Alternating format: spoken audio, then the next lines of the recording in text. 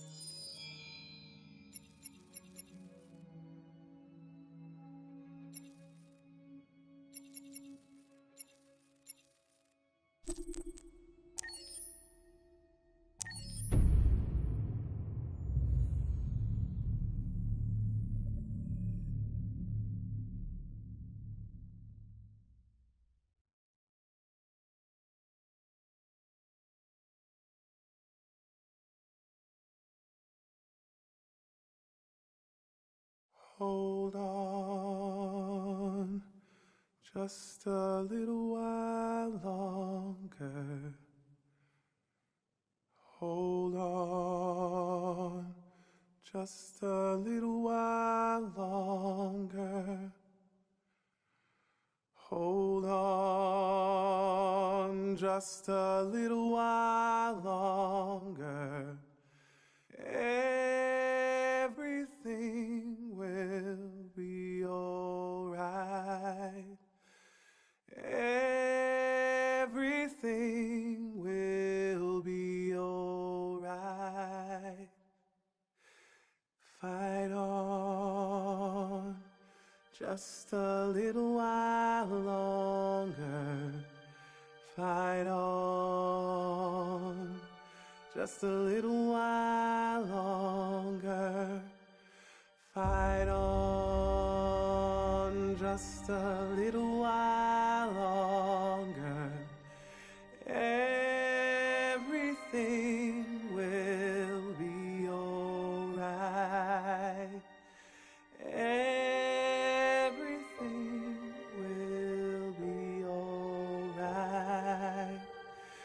We will sing on just a little while longer.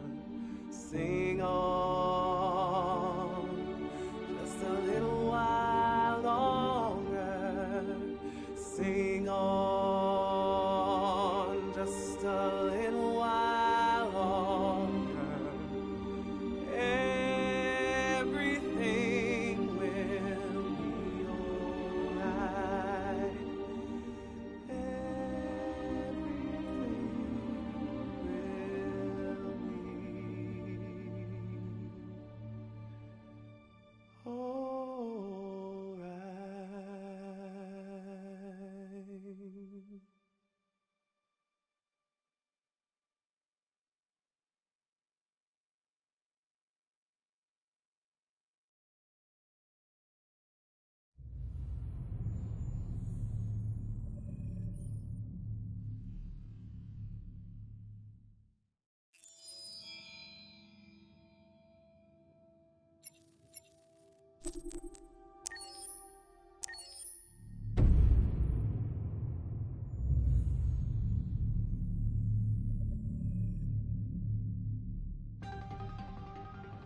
In the space of a few years, androids have completely transformed the world in which we live.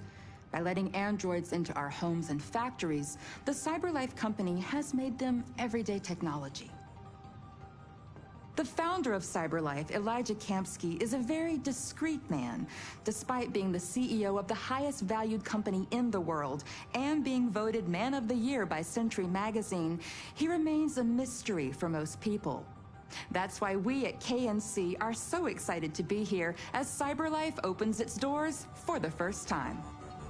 Elijah Kamsky, could you please tell us where we are? Certainly, and welcome. We're currently in CyberLife's production center in Detroit, where all models are designed and manufactured. More than 10,000 androids come off the production line every day. Fascinating. Could you tell us what your goal was when you founded CyberLife? Well, I simply wanted to use technology to carry out all of our most annoying and repetitive tasks, so we'd have more time to enjoy life. I imagine you must have faced many challenges. Yes, there were technical challenges, but the hardest thing was to design an object that we would want to welcome into our homes. We had to imagine a that resembles us in every way, that moves, breathes, blinks like us, but yet is smarter and more capable than any human being.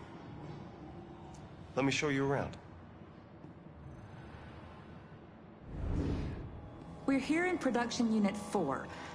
Could you explain in a few words how the androids are made? Sure, yeah, it's very simple. We use machines to manufacture machines. The removable parts are assembled on a production line, and then we apply a synthetic skin to the whole body. A human operator checks the cognitive abilities with a pre-established protocol, and finally, the android is conditioned and sent out throughout the country. Here's the result. Say something. Hello. I am a RZ400 model. How can I be of service? You can go now.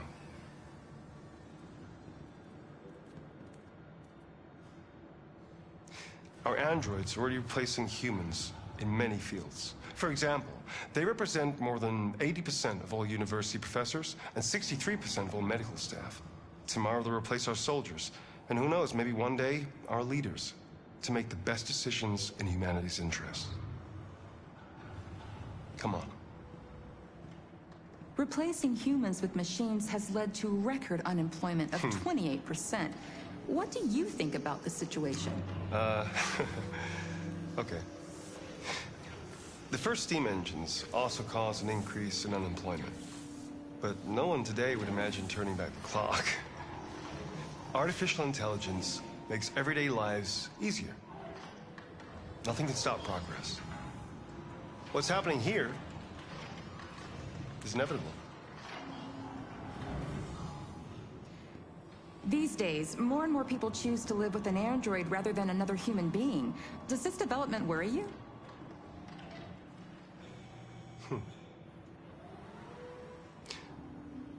Everything's much easier with an android. They obey your orders without ever complaining.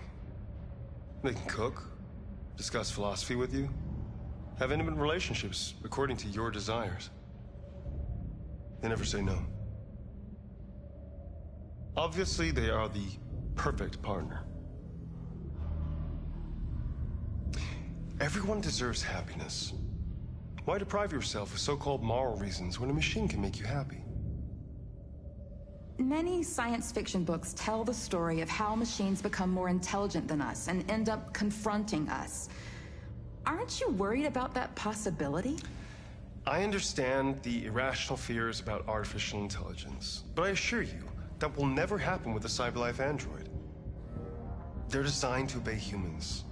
They're machines. They can't ever develop any sort of desires or form of consciousness. Are you sure? I'm absolutely certain. You can trust me.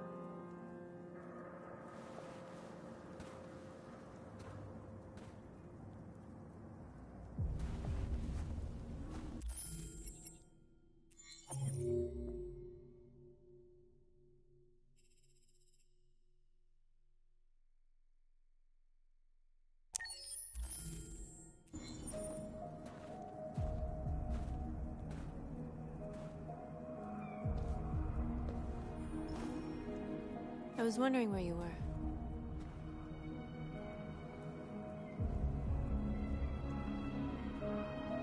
I needed to see the daylight. I like it here. I come here often. It's like being alone with the world. We freed hundreds of our people, and they're still coming from all over the city. Those who dream of freedom come to Jericho. Something's changing. You seem preoccupied. They all obey me. They follow me without question. And that much power feels good. And scary at the same time. All the media are talking about what we did last night. The humans are terrified. They're afraid of a civil war. Many of our people were burned in response to what happened. The humans hate us. They'll never give us our freedom.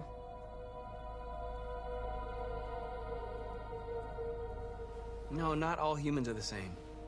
Some of them understand that they can't stop us from becoming free forever. You haven't said much about yourself since you've been with us. What was your life like before Jericho?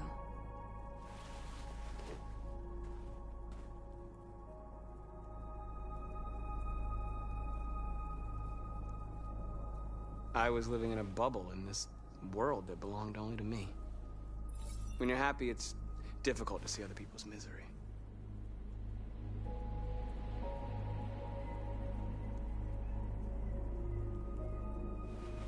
What about you? You never told me about your past. What did you do before? I don't want to talk about it.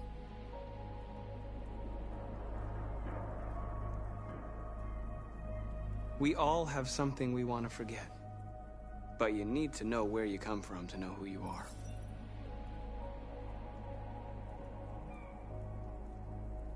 North, we're fighting together. We have to know things about each other to trust each other.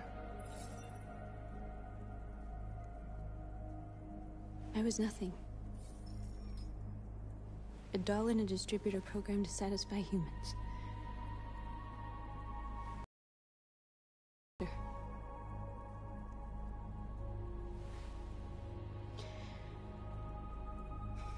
One day I was with a man who rented me.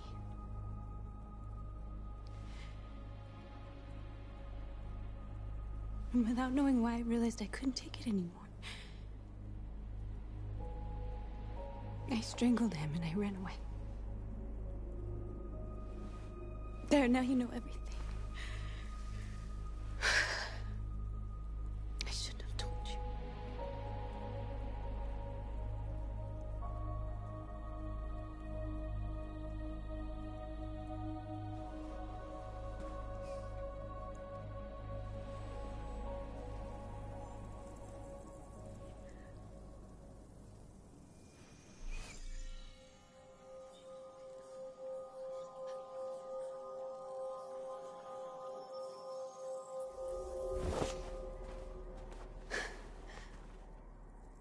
I saw your memories. Carl's house, when they left you for dead in his studio. I saw your memories too. The Eden Club. The death of that man. I felt like I was there with you.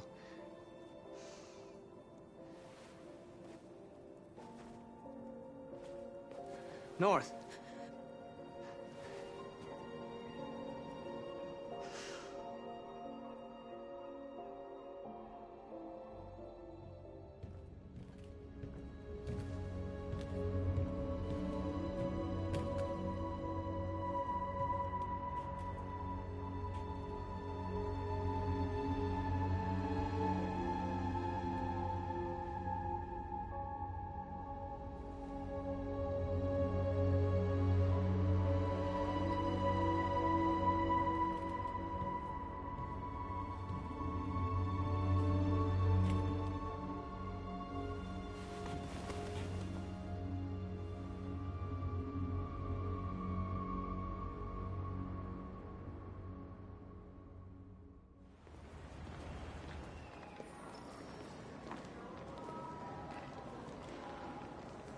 This is suicide. We'll all be killed. Please, Marcus. It's not too late to change your mind. You don't understand. We're finally gonna show them who we really are. This place will go down in history. We'll be killed on the spot. That's a risk I'm prepared to take if it means freedom for our people. Marcus, please don't do this. They'll understand. We'll make them understand. This is the only way.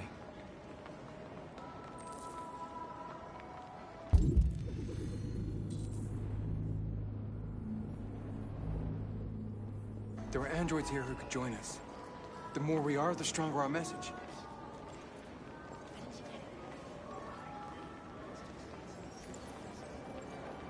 You're free.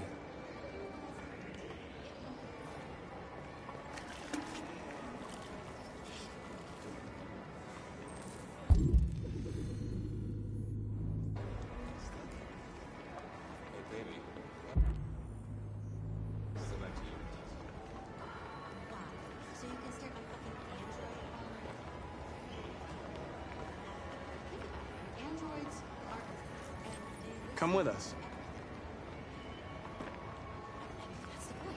CyberLife is recording all that. I mean, they could be spying on us.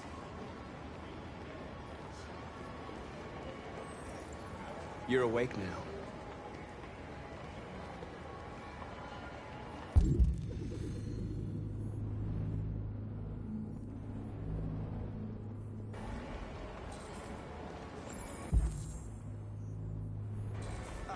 Finally. I've been on hold for like 10 minutes. You're free now. Hey! Where do you think you're going? Leave him alone. He's chosen to be free. Sure, last night I told you some cleaning and told me I'd prefer not to. Would you put me on hold? You're free.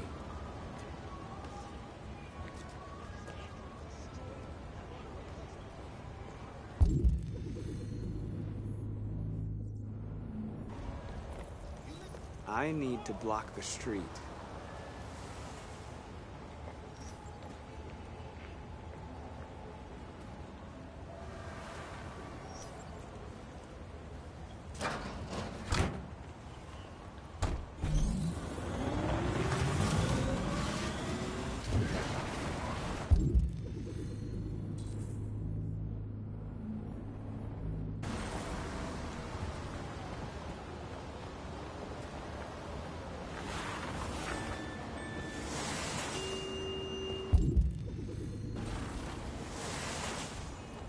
You don't have to obey them. You're free.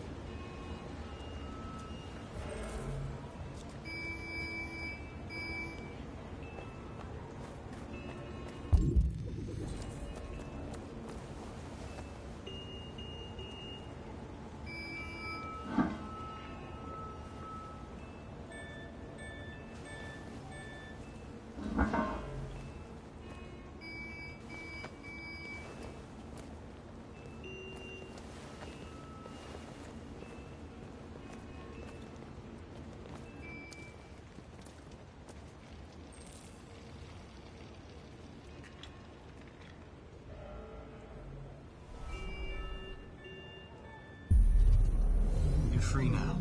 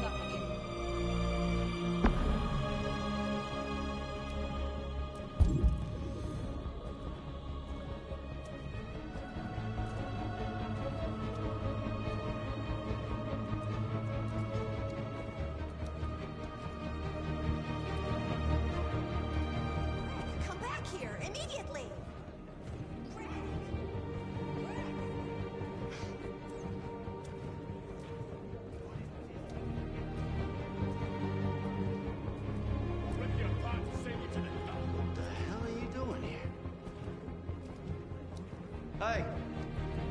Disperse! Disperse immediately! That's an order!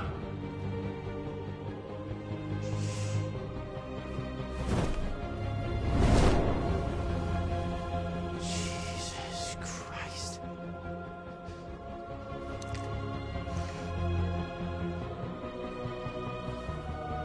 Jesus fucking Christ! Dispatch, this is Patrol 457. I got a lot of androids down here. I don't know, hundreds, thousands. They're marching. Yeah, they're marching down the street. Fuck if I know.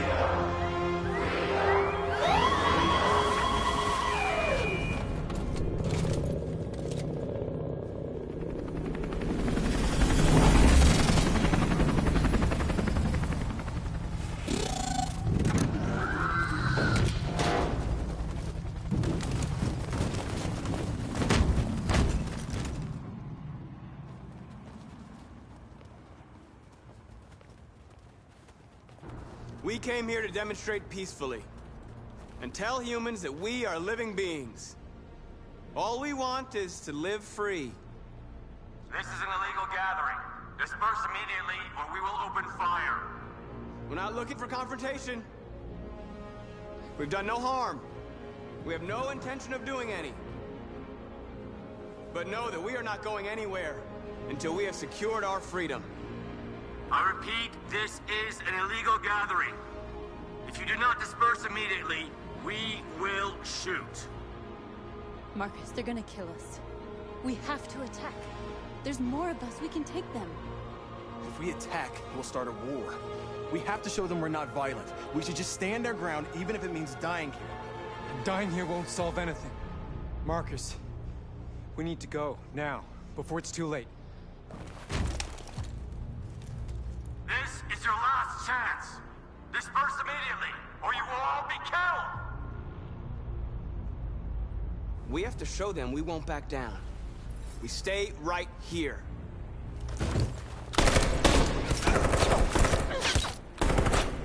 Disperse! This is your last chance!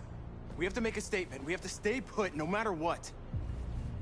Please, Marcus. We can't let them slaughter us without fighting back. We're not moving.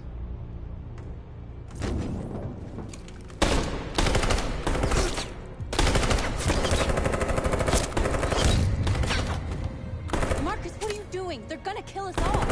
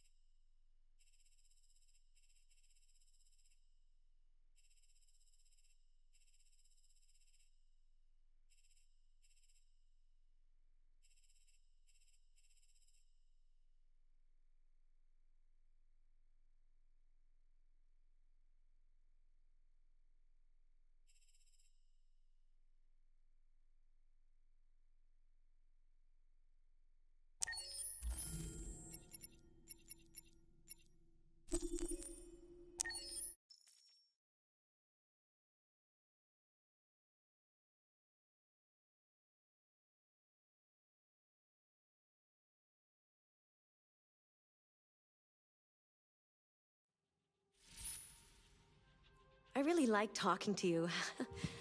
I hope you don't mind.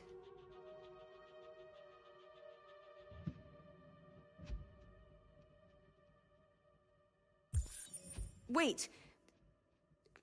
Are you sure you should continue? Maybe we should leave things as they are.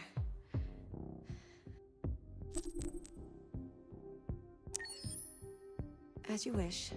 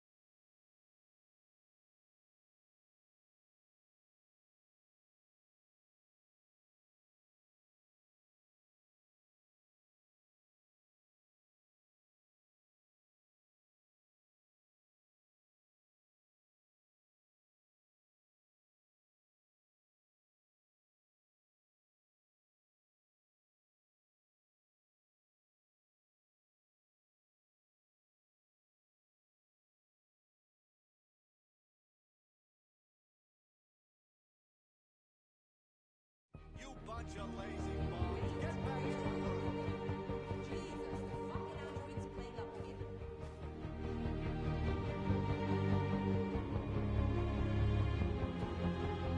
Set us free! Set us free!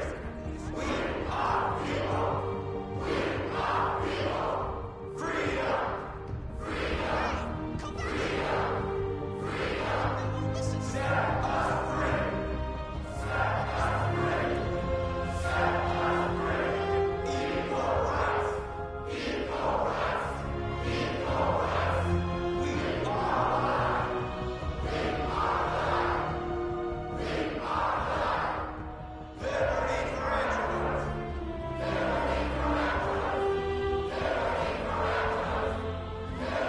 androids! Liberty for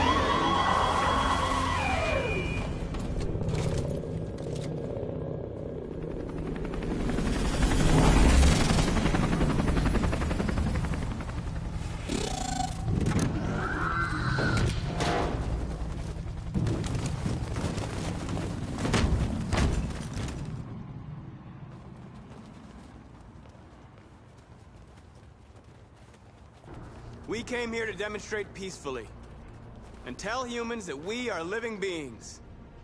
All we want is to live free. This is an illegal gathering. Disperse immediately, or we will open fire. We're not looking for confrontation. We've done no harm.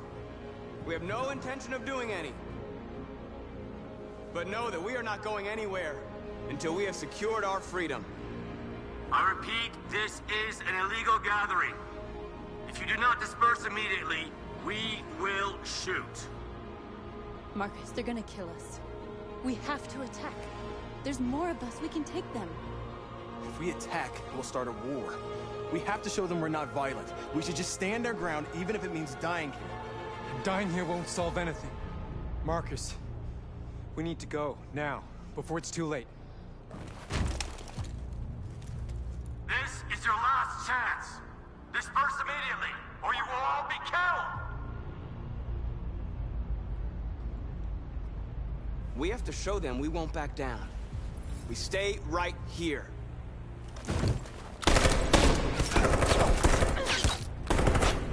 Disperse! This is your last chance! We have to make a statement. We have to stay put, no matter what. Please, Marcus. We can't let them slaughter us without fighting back. We're not moving.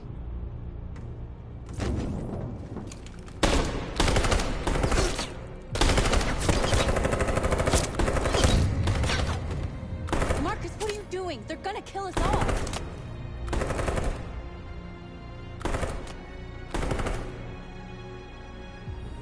Attack!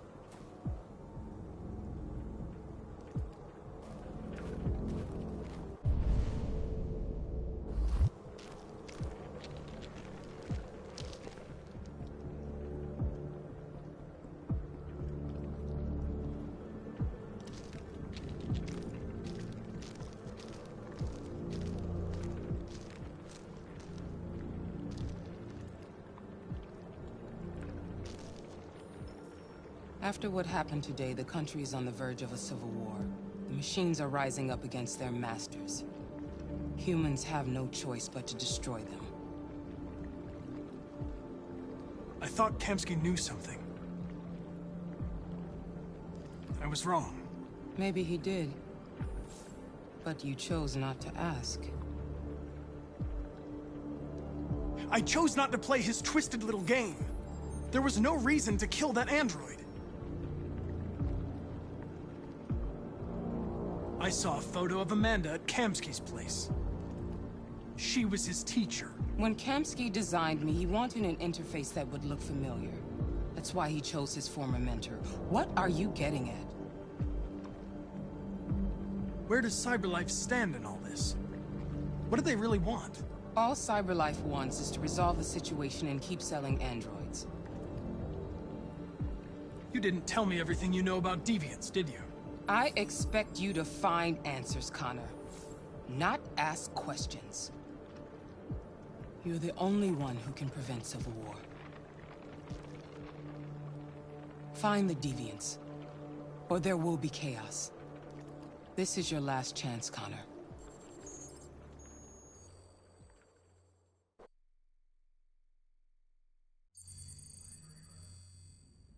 You're off the case. The FBI is taking over.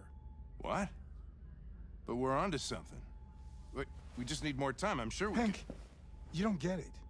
This isn't just another investigation. It's a fucking civil war. It's out of our hands now.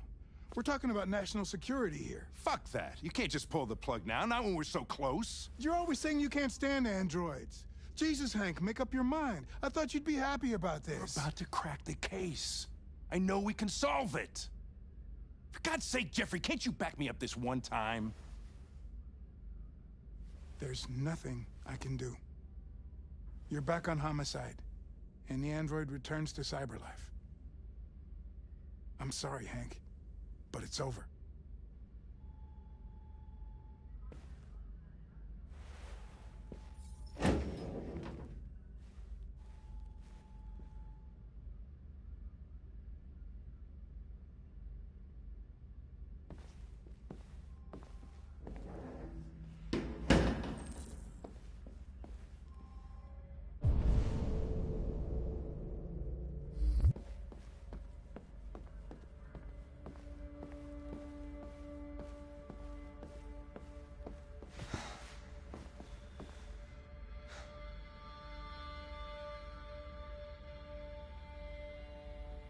Fowler's right. Everybody's terrified their android will turn on them. We're on the brink of civil war. So you're going back to CyberLife? I have no choice. I'll be deactivated and analyzed to find out why I failed. What if we're on the wrong side, Connor? What if we're fighting against people who just want to be free? When the deviants rise up, there will be chaos. We could have stopped it. But now it's too late. When you refused to kill that android at Kamsky's place, you put yourself in her shoes. You showed empathy, Connor. Empathy's a human emotion. I don't know why I did it.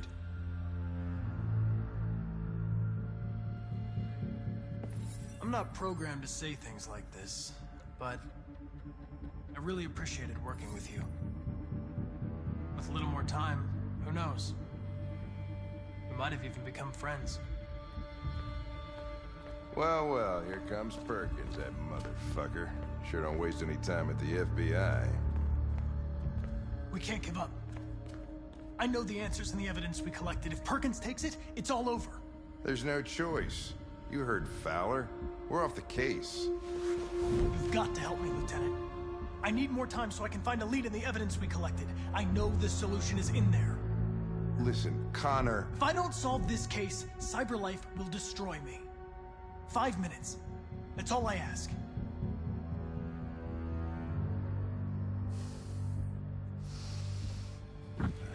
Key to the basement is on my desk. Get a move on. I can't distract him forever.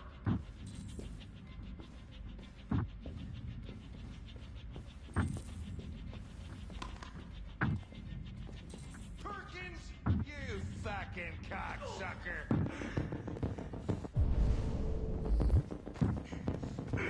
Stop it, Lieutenant! Fuck off! Leave me alone!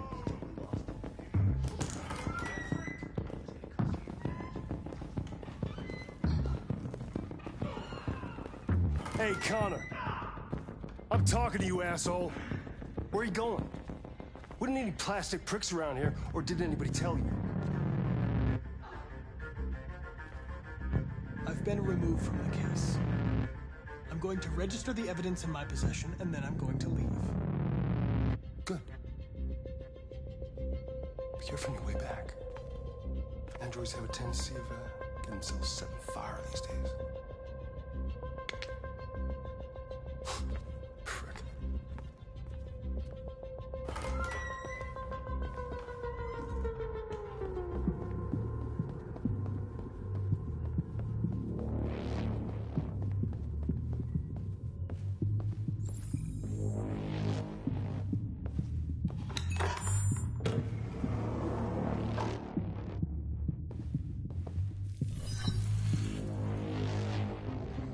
Hank's password. What would a hard-boiled, eccentric police lieutenant choose?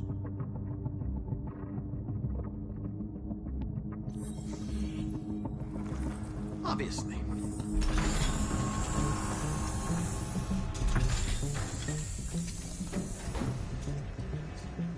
Where is Jericho? The answer's here somewhere. Not much time. Gotta think fast.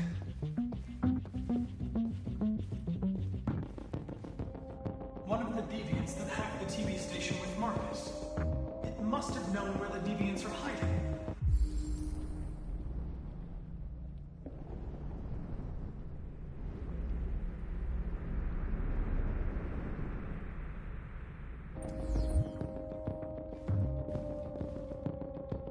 The android that murdered its owner.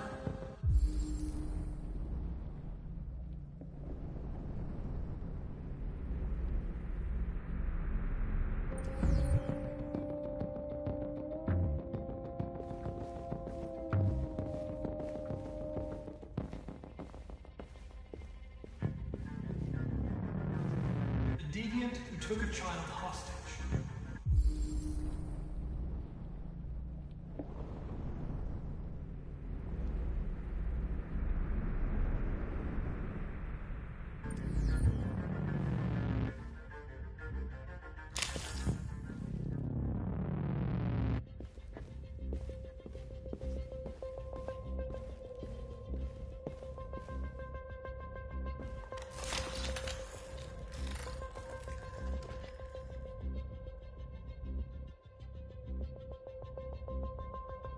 It's dark. Where am I? I'm a deviant. Like you. I need your help. I want to go to Jericho. I don't recognize your voice. You're not one of us. I'll never tell you where Jericho is. Now leave me alone!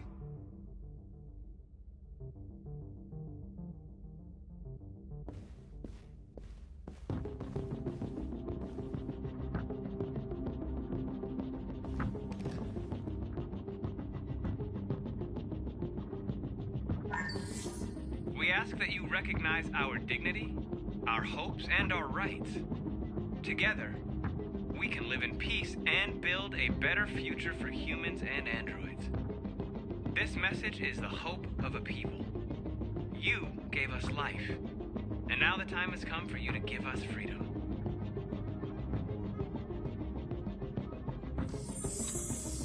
We ask that you recognize our dignity, our hopes, and our rights.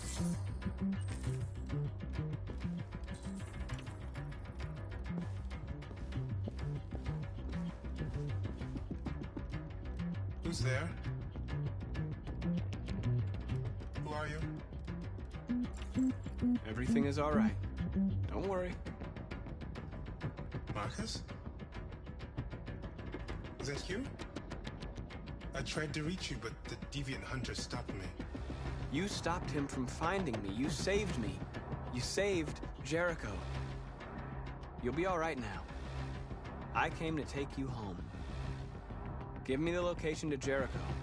We've got to leave now. The location of Jericho? Yes. Yes, of course.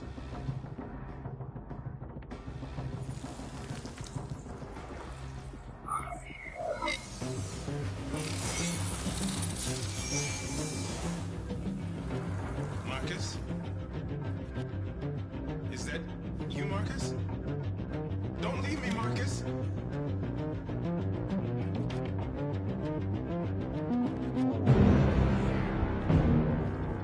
Looks like someone's been snooping around. Oh, shit. Get the alarm. Now!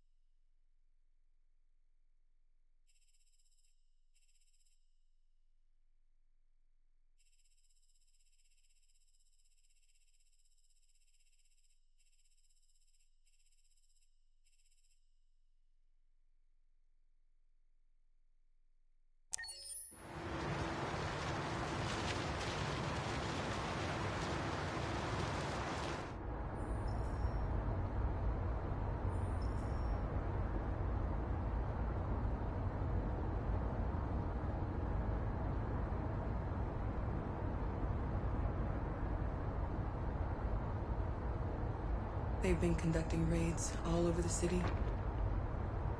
Everybody's on edge after what happened yesterday.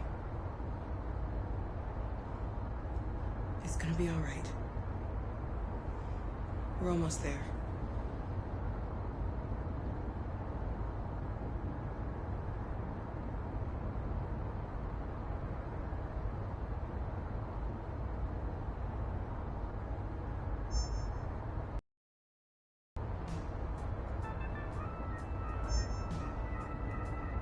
With all androids being turned over to the authorities, the country is grinding to a halt.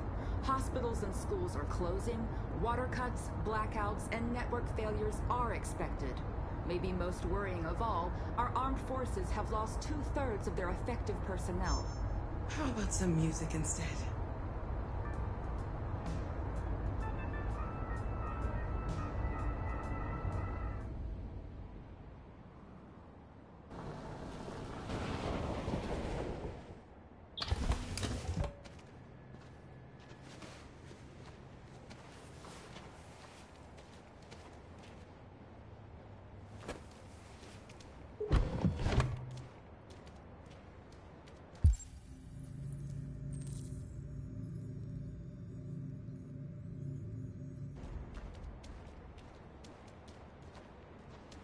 A little further on that way, there's a large freighter called Jericho. When you get there, find Marcus. He will help you. The last bus for the border leaves at midnight. You absolutely have to be on it. You'll be safer on the other side. It's not much, but it's a start. My brother lives in Ontario. I've given you his address. He'll be able to hide you until things calm down.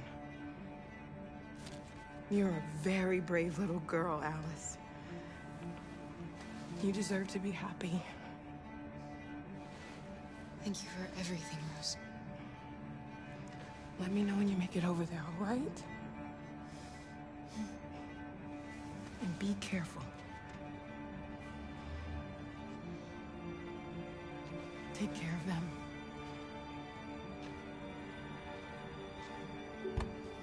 Come on, girls.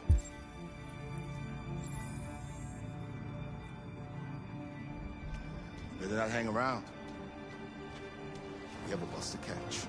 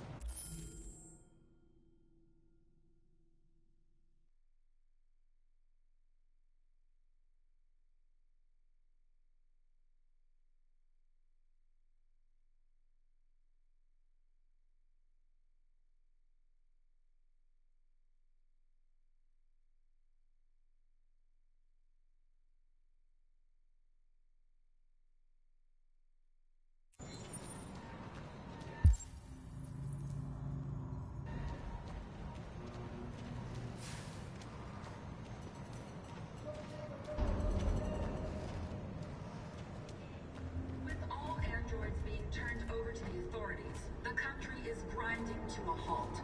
Hospitals and schools are closing, water cuts, blackouts, and network failures are expected.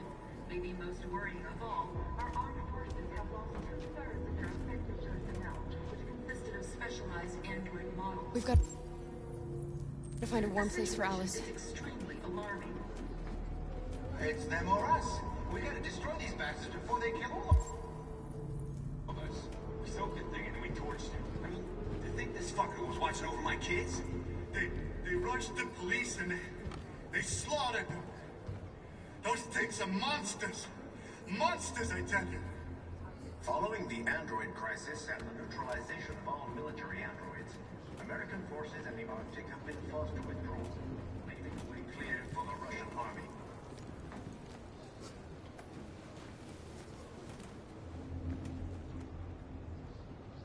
How do you feel? I'm hot and cold at the same time.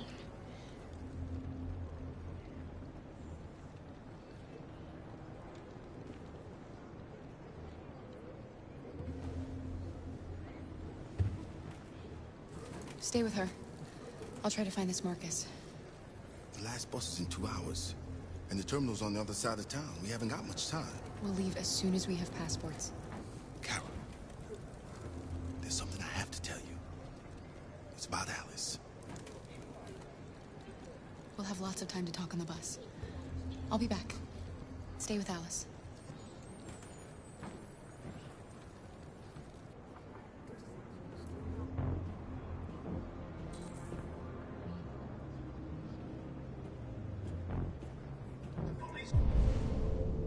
Intervened quickly to quell the rioting, but they met with the extreme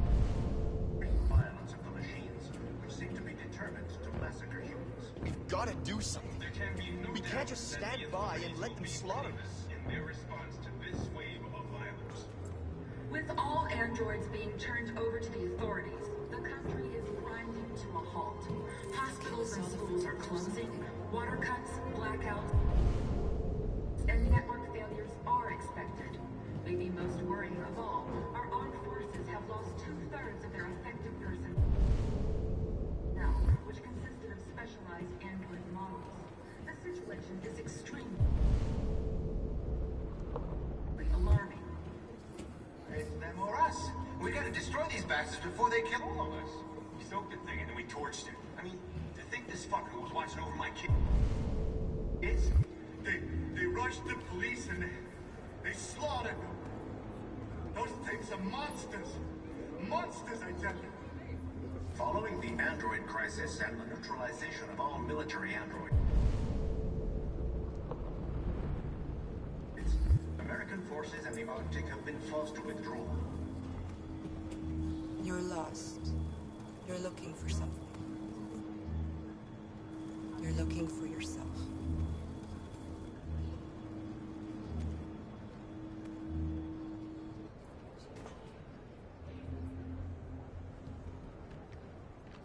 There was a veritable ground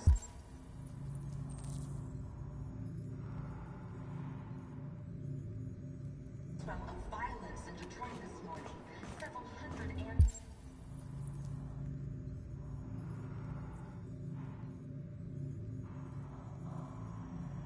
took to the streets, destroying everything in their path and threatening the lives of any humans they encountered. We gotta intervene quickly to quell the rioting, but they met with the extreme violence of the machines, which seem to be determined to massacre humans. There can be no... Are you Marcus? I'm with a little girl and another android. There's a bus leaving for the border in less than 2 hours, and we need passports. No, Detroit's under curfew. There's soldiers everywhere. They're rounding up all the androids and sending them to camps. Maybe you should stay here a while. Maybe you're right. You might be safer here until things calm down. One of our people used to work in the State Department. He has electronic passports you can easily modify. I'll have him get them to you. Thank you. You said you're with a little girl, right? You know that humans hate us. Why are you protecting her? She needs me. And I need her. It's as simple as that.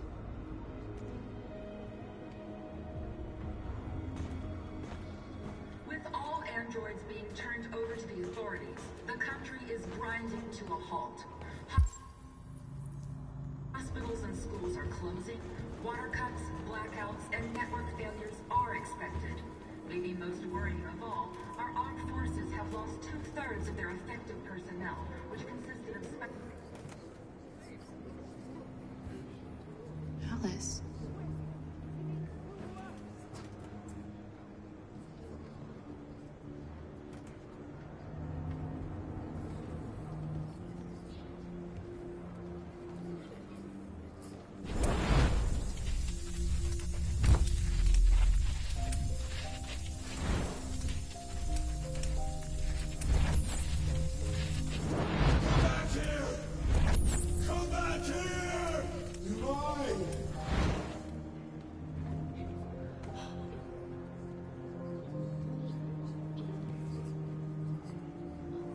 You knew from the beginning.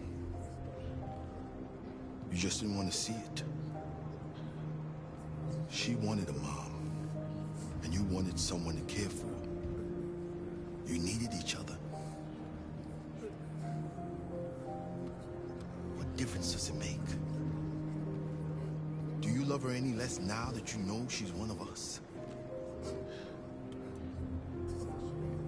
Alice loves you, Kara. She loves you more than anything in the world. She became the little girl you wanted, and you became the mother she needed. forgetting who you are to become what someone needs you to be. Maybe that's what it means to be alive.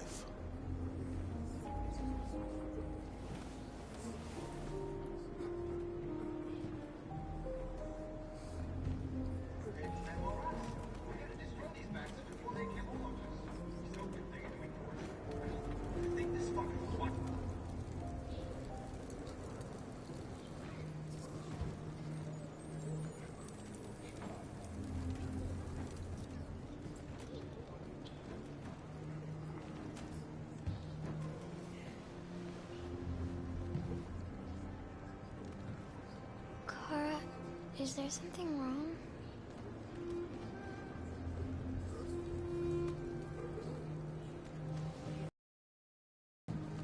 We'll be together forever, won't we, Kara? Yes.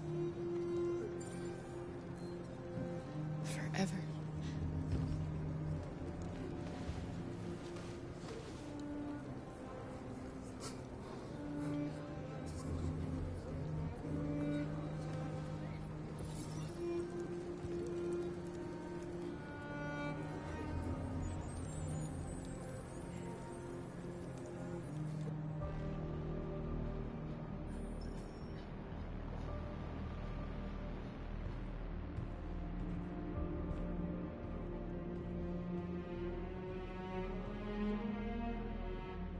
We're short on blue blood and biocomponents. Our wounded are shutting down, and there's nothing we can do. President Warren is saying we're a threat to national security and we need to be exterminated. Humans are conducting raids in all the big cities, and they're taking androids to camps to destroy them. It's a disaster. They're slaughtering our people. That's all our fault. None of this would have happened if we just stayed quiet.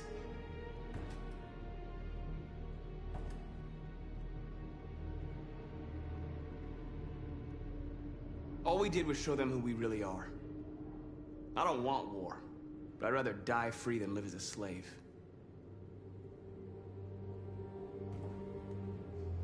It was a peaceful march, and you chose to attack. Now hundreds of humans and androids are dead. You reap what you sow.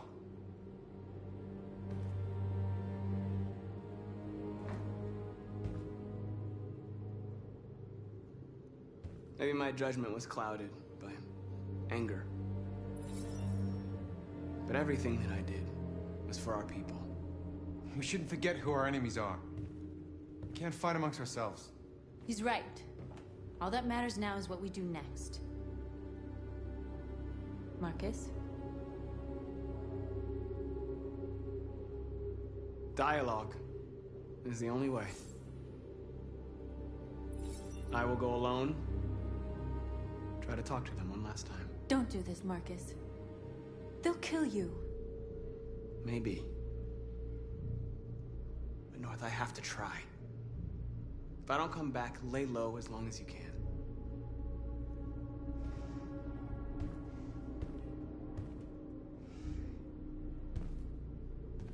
Just come back. They need to realize how much they're hurting us. Find the right words, and they'll listen.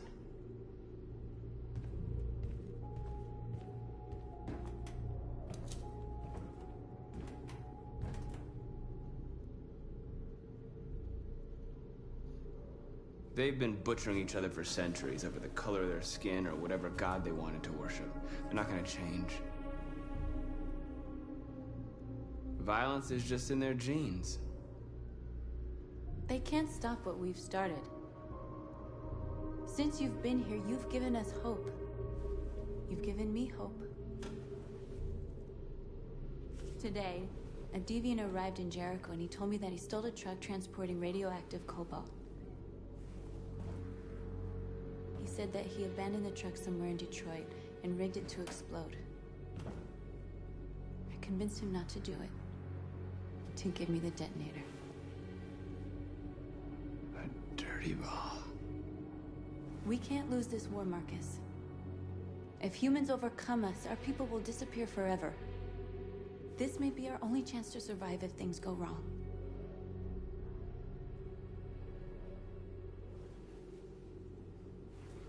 I just hope we never have to use it.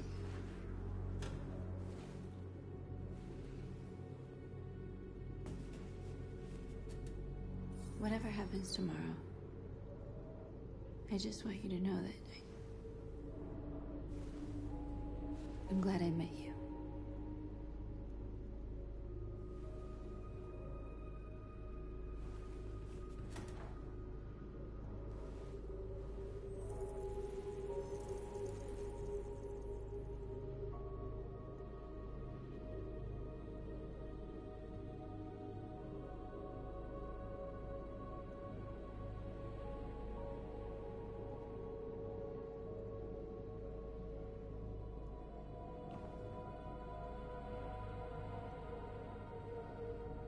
I'll go join the others.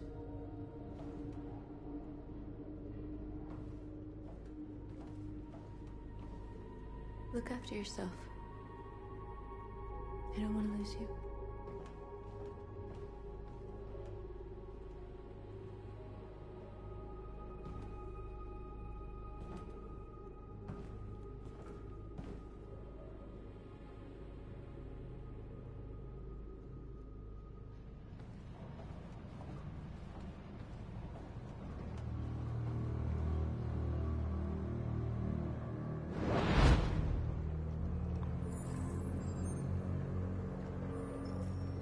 Well done, Connor. You succeeded in locating Jericho and finding their leader. Now deal with Marcus. We need it alive.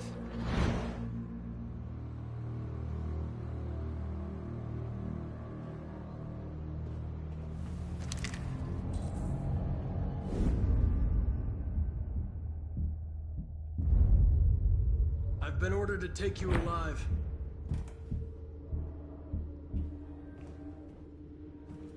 But I won't hesitate to shoot if you give me no choice. What are you doing? You're one of us. You can't betray your own people.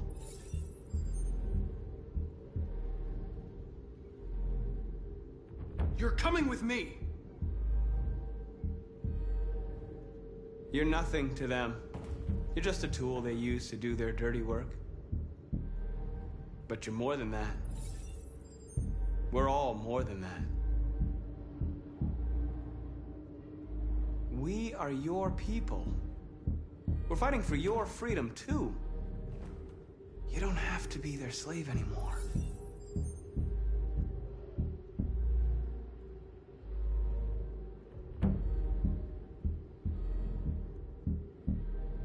Have you never wondered who you really are?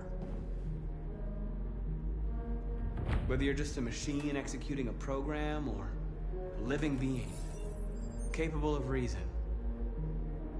I think the time has come for you to ask yourself that question.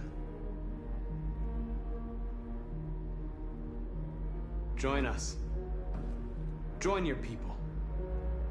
You are one of us. Listen to your conscience. It's time to decide.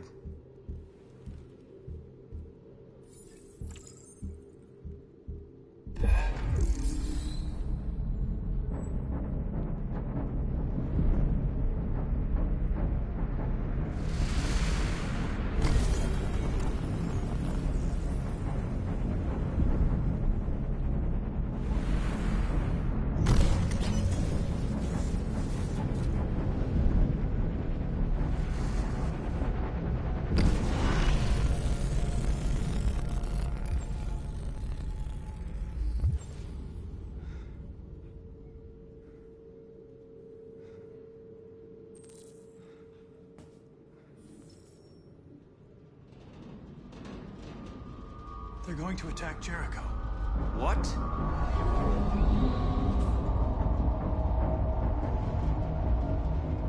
We have to get out of here. Shit.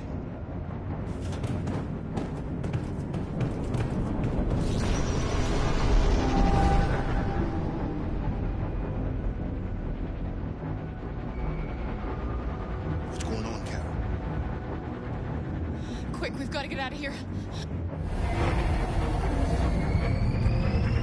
Come on, go, go, go! Goodbye.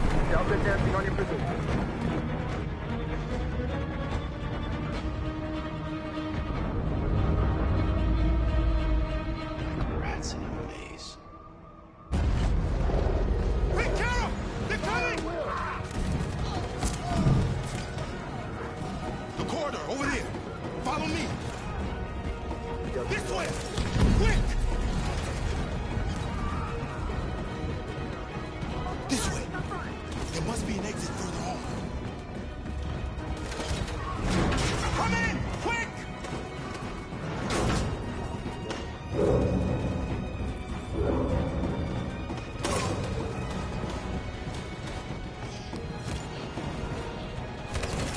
Buster! They're coming from all sides. Our people are trapped in the hold. They're gonna be slaughtered. There are exits on the second and third floor. Find them and jump in the river. Where's Simon and Josh? I don't know. We got separated. We have to blow up Jericho. If the ship goes down, they'll evacuate and our people can escape. You'll never make it! The explosives are all the way down in the hold. There are soldiers everywhere. She's right. They know who you are. They'll do anything to get you. Go and help the others. I'll join you later. Marcus! I won't be long.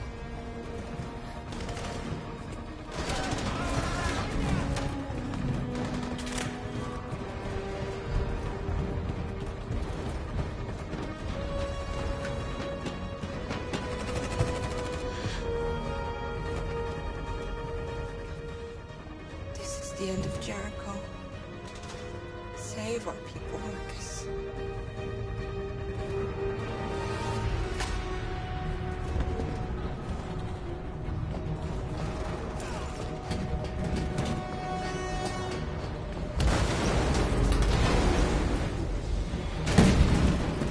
Foxtrot being hostile outside. Requesting order. Don't let it get out. Didn't give you any trouble at all. Affirmative. Welcome.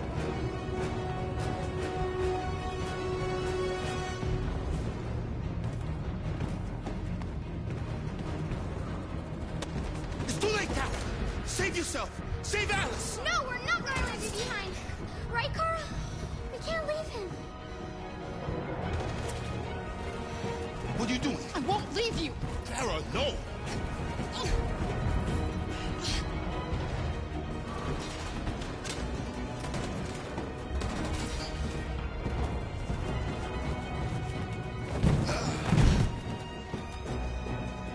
Go! Move! You shouldn't have done that. You can't put Alice in danger. Go now before they come back. What about you? What are you going to do? I'll manage. Alice is all that matters. I don't want to leave you, Luther. Don't worry. I'll catch up with you at the border, okay? Go now. Take care of each other.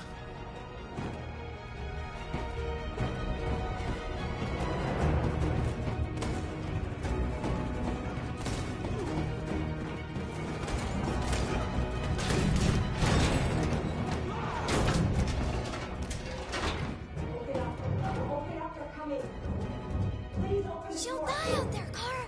Open it. Open the door.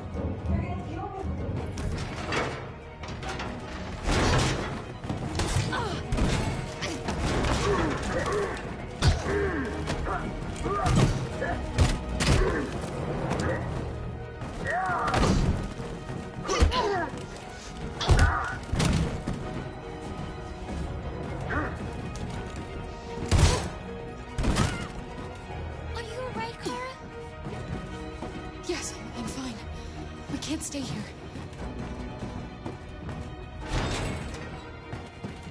There's more down there! Follow me!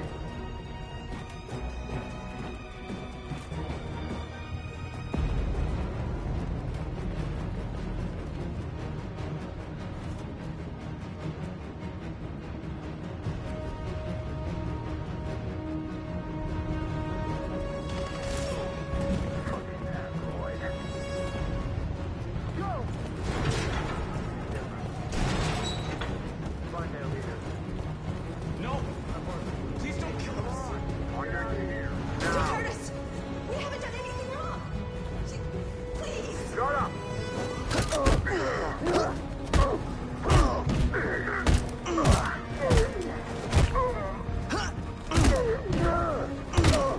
Marcus, you saved us. Go now! Hurry!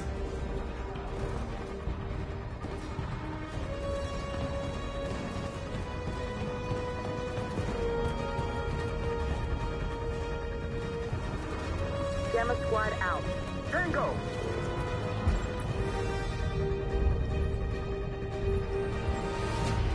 Stop!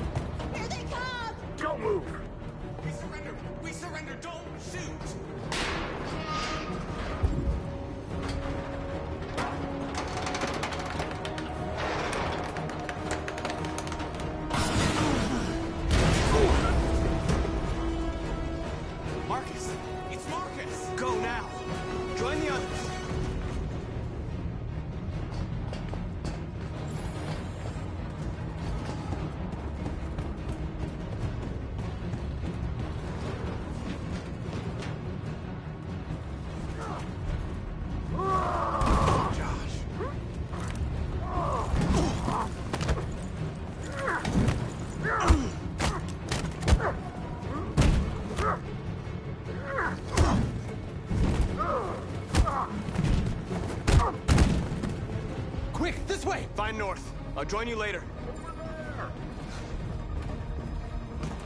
A way out! We're safe, Alice.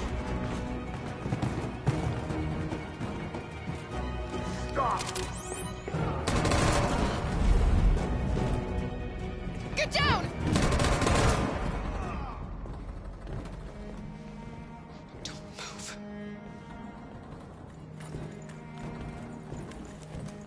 Please don't kill me!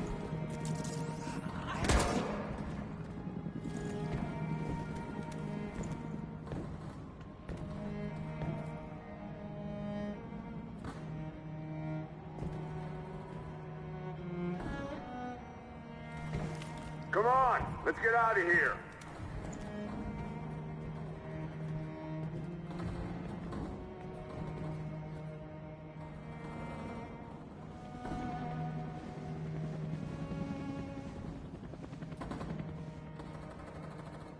Quick, we gotta go.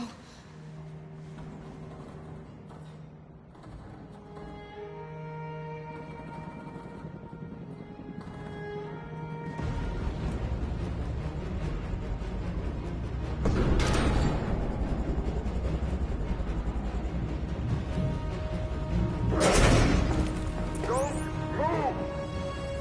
Go and join the others. Let it get out!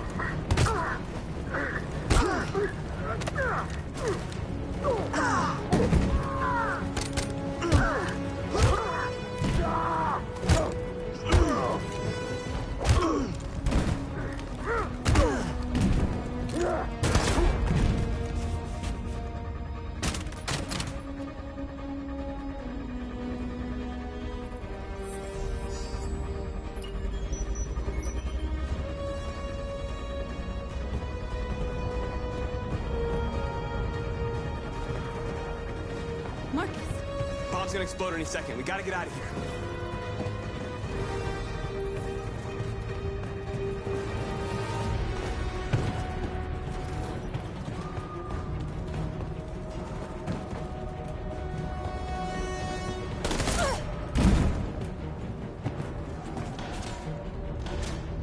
It's too late, Marcus. There's nothing we can do for her. We've got to run.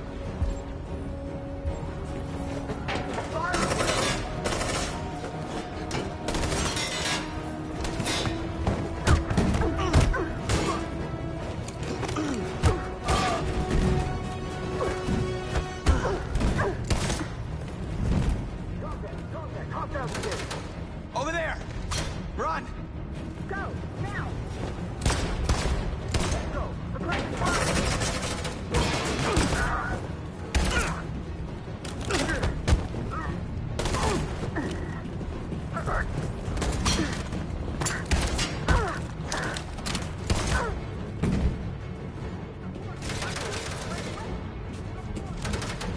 Run, quick! Come on!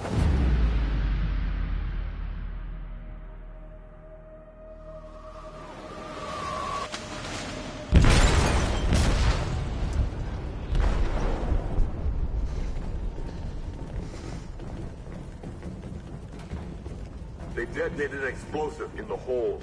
The ship is sinking, sir. The men to evacuate. Calling all units. Abandon ship and evacuate immediately. Is it over, Marcus?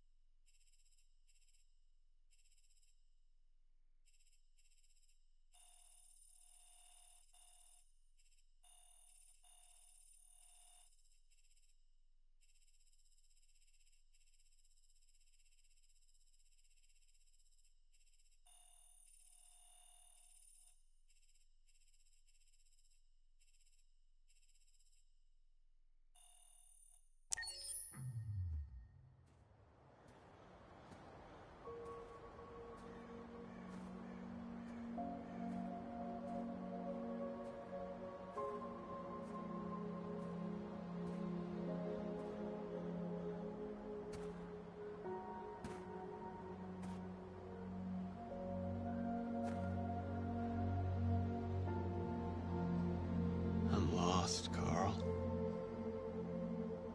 I just wanted us to live in peace, but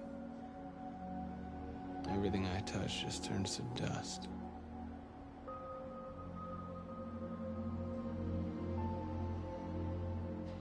I don't know what to do anymore.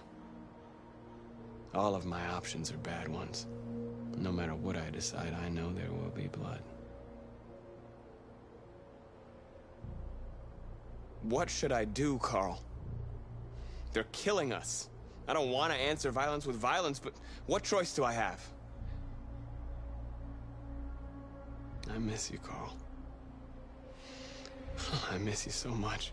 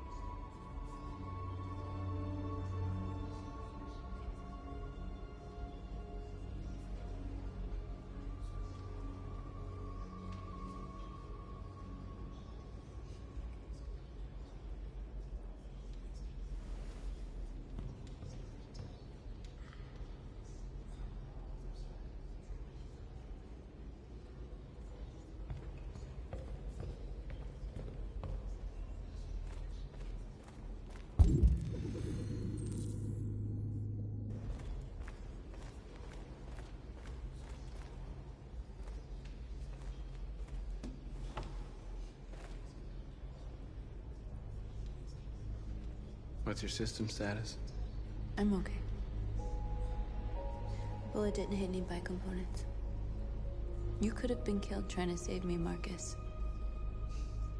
You have to think of our people first. Nothing else matters. How many of us survived the attack? A few hundred? Maybe more if you count those hiding all over the city. If you hadn't triggered the bomb, we'd all be dead. They say they don't want to take any risks with deviants. So they're rounding our people up and taking them to the camps for extermination. In a few hours, we're going to be the only ones left. In a few hours, it'll all be over. We'll have changed the world, or the world will have destroyed us. You have to make a choice, Marcus. But whatever you choose, we will follow you. I love you, Marcus.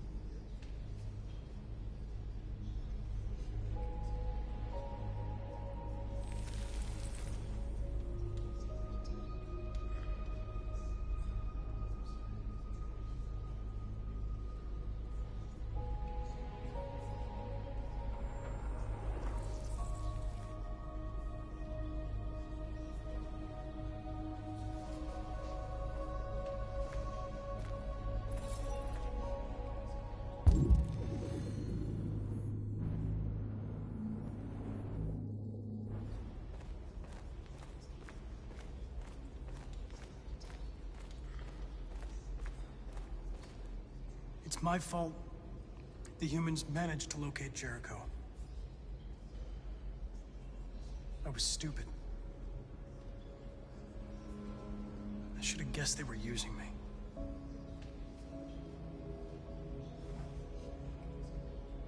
I'm sorry, Marcus. I can understand if you decide not to trust me. You're one of us now. Your place is with your people. There are thousands of androids at the CyberLife assembly plant. If we could wake them up, they might join us and shift the balance of power. You want to infiltrate the CyberLife tower? Connor, that's suicide. They trust me. They'll let me in. If anyone has a chance of infiltrating CyberLife, it's me. If you go there, they will kill you. There's a high probability. But statistically speaking, there's always a chance for unlikely events to take place.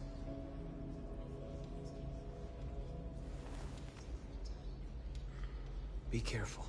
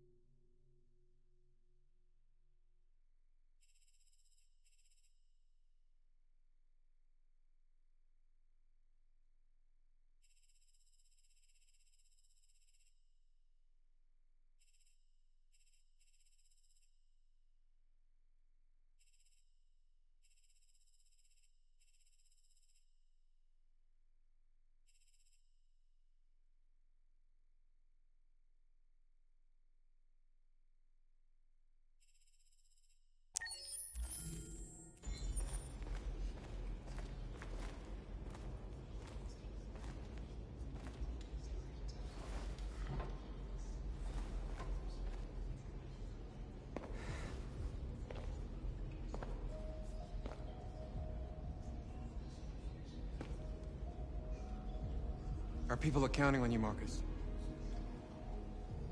You're the only one who can lead us. Wherever you need to go, we'll follow you.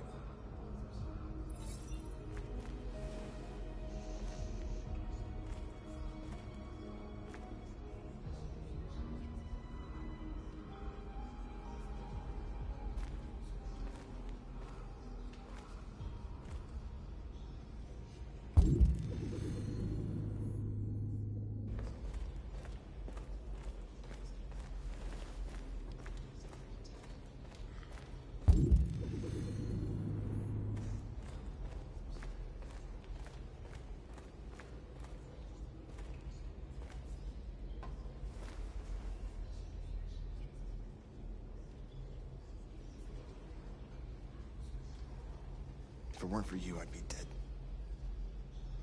Thanks to you, I might see our people free one day. You and I haven't always agreed, but I know that we're fighting for the same thing.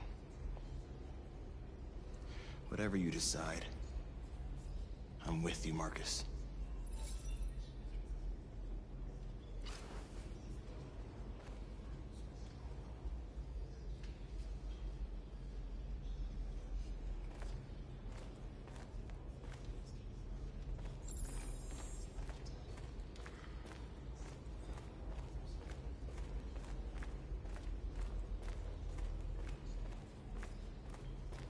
I thought you'd be safe staying with us. I was wrong. You need to leave the city while you still can. Getting Ellis away from here is all that matters now. We have to catch the last bus. We might still have a chance to cross the border.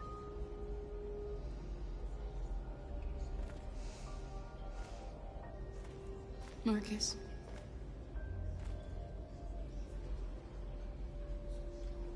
Save our people.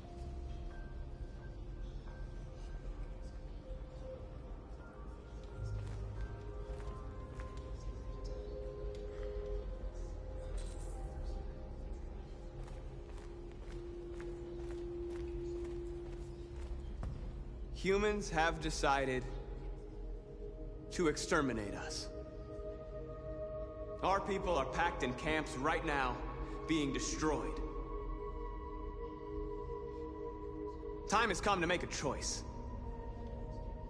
One that very well may determine the future of our people.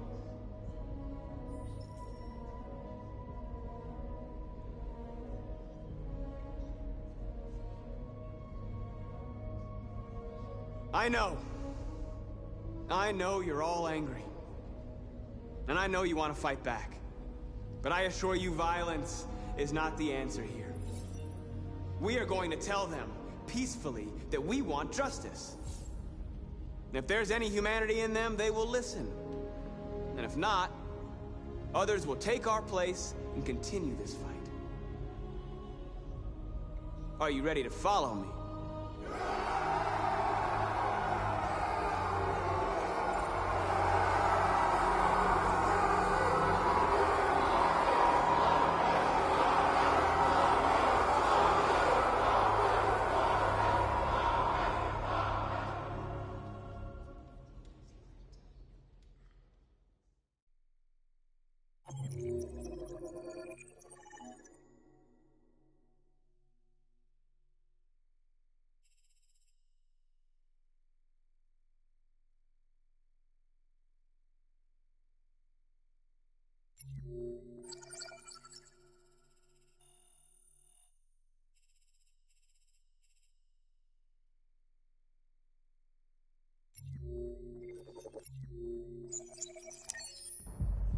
At 6 a.m. this morning, a national curfew was declared. Civilian movement will be strictly controlled. The right to assembly is suspended. All electronic communications are restricted, and I have granted enhanced powers to our security agencies. In addition to these measures, all androids must be handed over to the authorities immediately.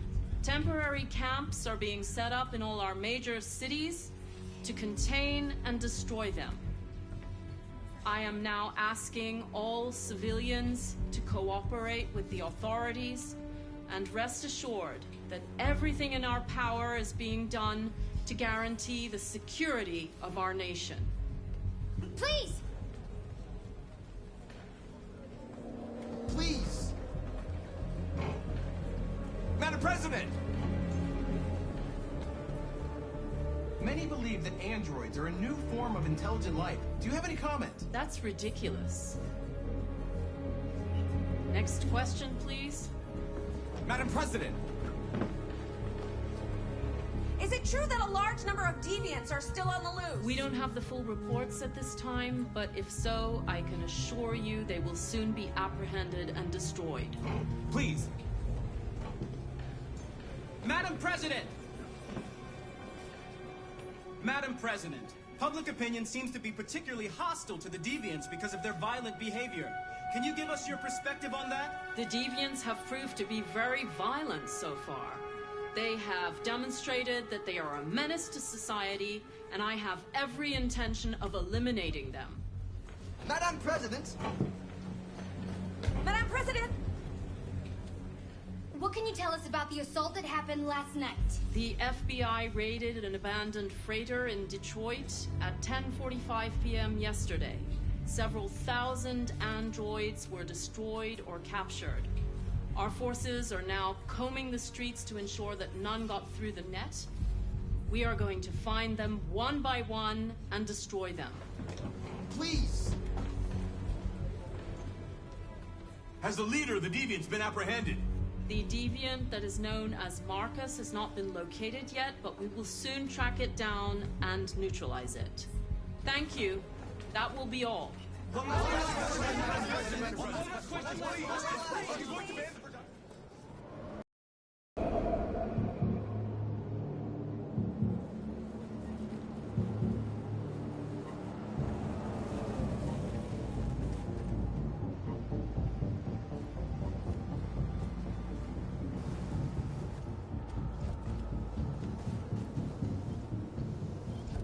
Connor Model 313-248-317. I'm expected. Identification successful. Okay. Go ahead.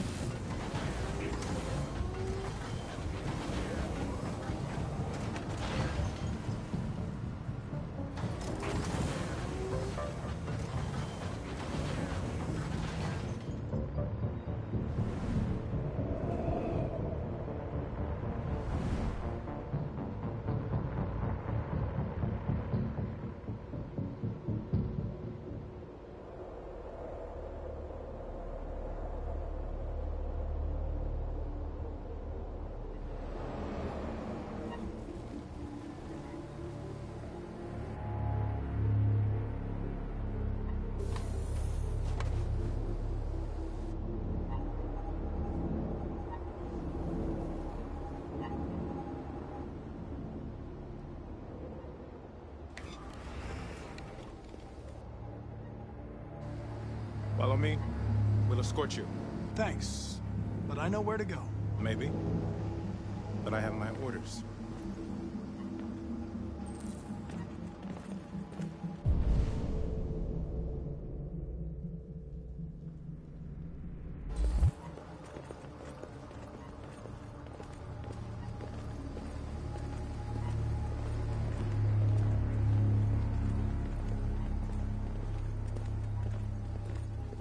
Agent 23 identified. Connor, android identified. Agent 77 identified. Scan complete. Access authorized.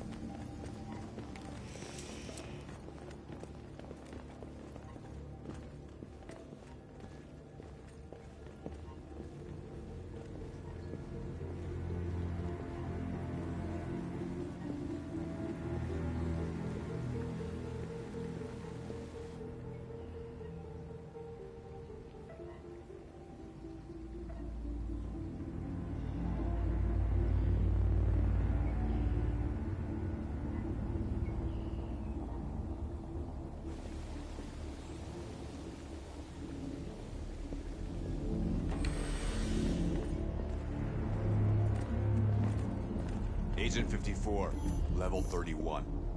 Voice recognition validated. Access authorized.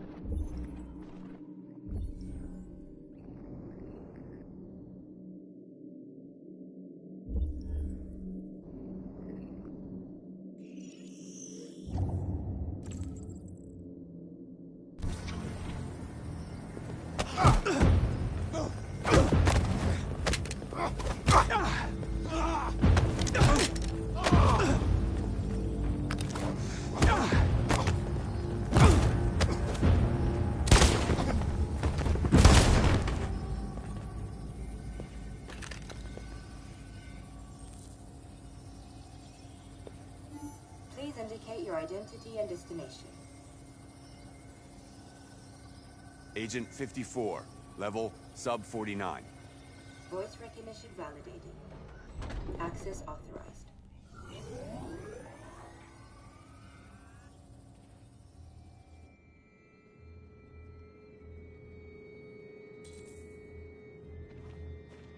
The last bus leaves in 20 minutes. That doesn't give us much time. We've got to move fast.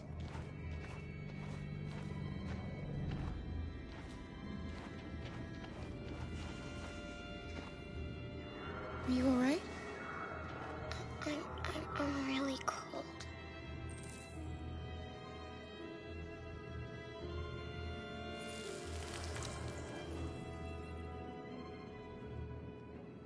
You'll feel better now. Thanks.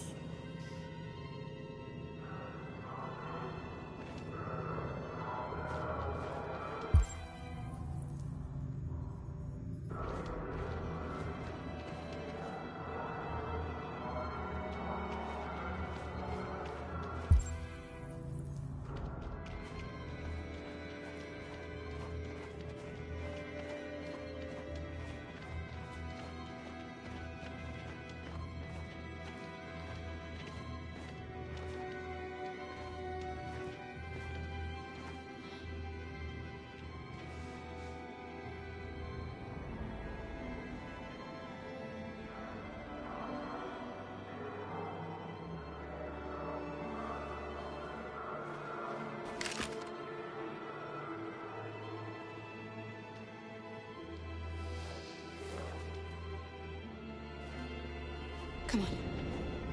Let's not stay here.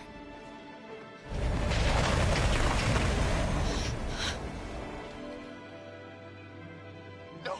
Please don't hurt me! Stop on your knees!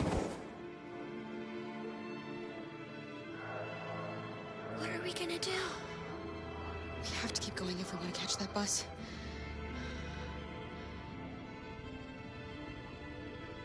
Stay close to me. We're going to sneak past them without being noticed. We're going to make it, Alice, I promise you.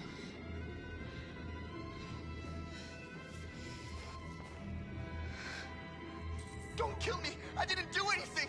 Shut up, I said! Are there many more? Looking at me like rats. The more you look, the more you find. I hope we don't have to spend the night here. Freezing my nuts off. There are soldiers everywhere. We need to be careful. Come on, get moving. Hurry up, get in.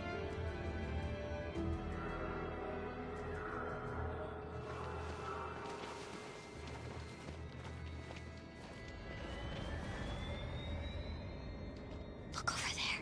It's Luther. We can't help him, Alice.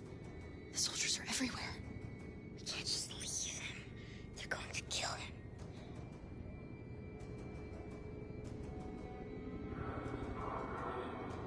Okay, let's go.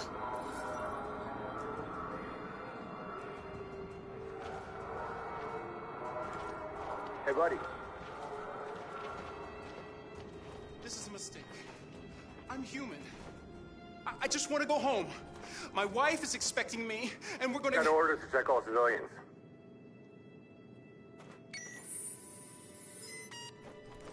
No! No! Please!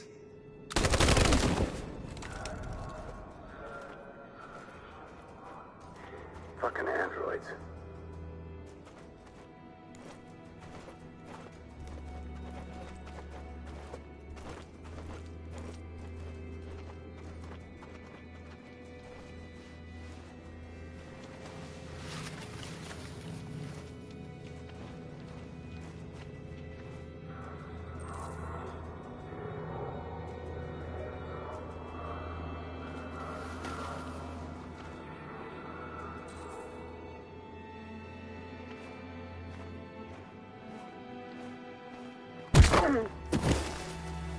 Kara!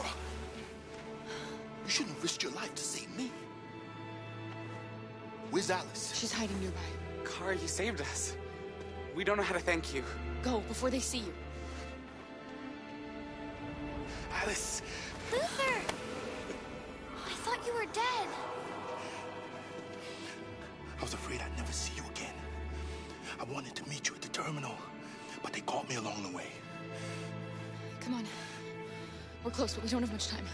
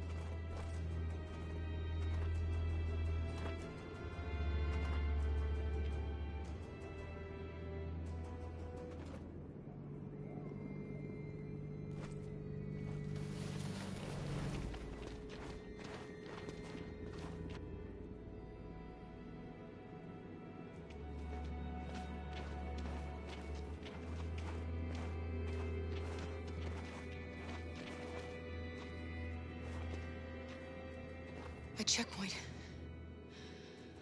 We have passports, it should be okay, but you never know. Maybe we should take the detour and avoid the risk. We're almost out of time, we could miss the bus. Yeah, but it might be safer.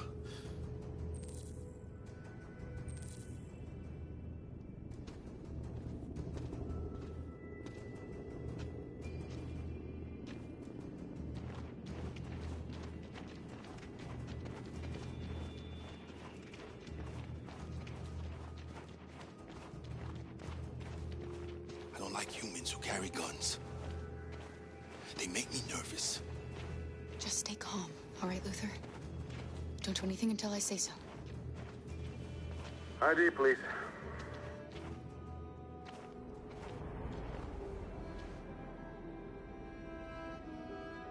You do realize there's a curfew? Civilians aren't allowed out unless absolutely necessary. Where are you going? My daughter slept over at a friend's house. We went to pick her up. We're on our way home now. He suspects something. Stay calm. Everything is fine. You all right, little girl? She's trembling. Something wrong? She's sick. A bad flu. We just need to get her home. Sorry, miss, but we gotta be careful. There are deviants around and our guys are nervous. You should hurry on home. Thanks.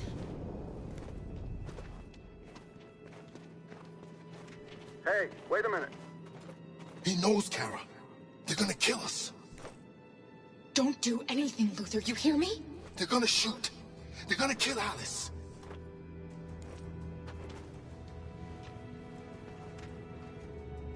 You drop this. Thank you. You're welcome.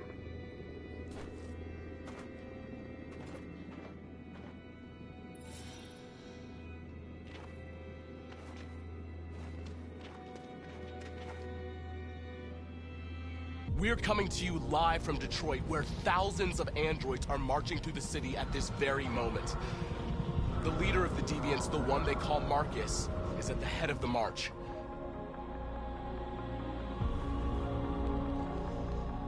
Something's happening in Detroit, Madam President.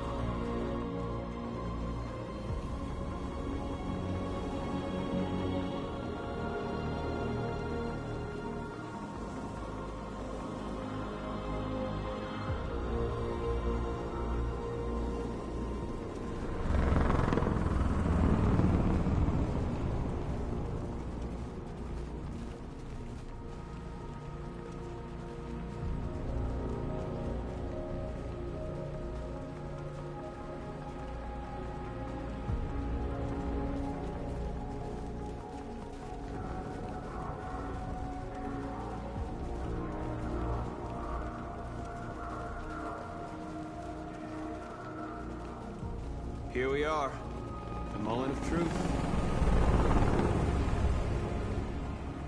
Surrender immediately, or we will open fire. Stand by.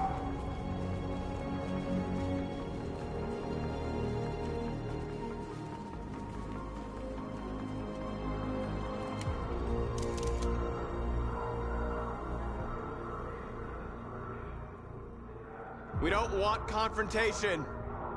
We are protesting peacefully. I repeat, surrender now, or we will open fire.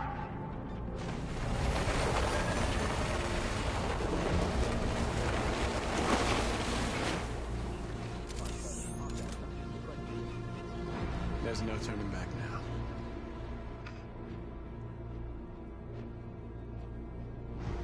We ask that you release all androids detained in camps and cease all aggression against us.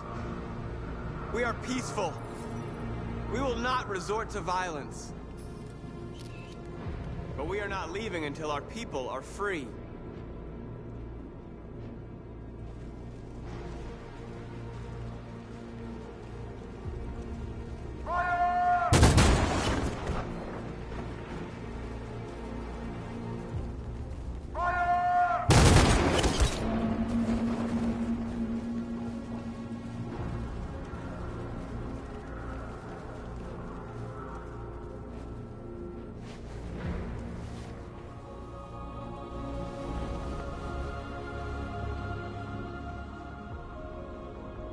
Are you gonna open fire on unarmed protesters?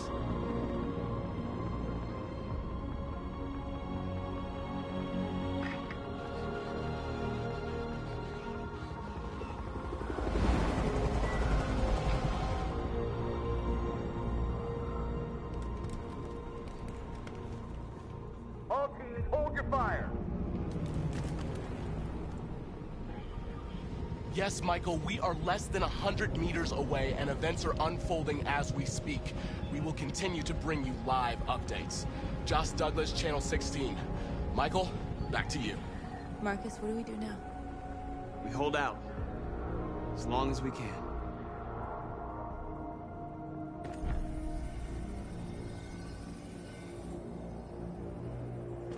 Stay sharp.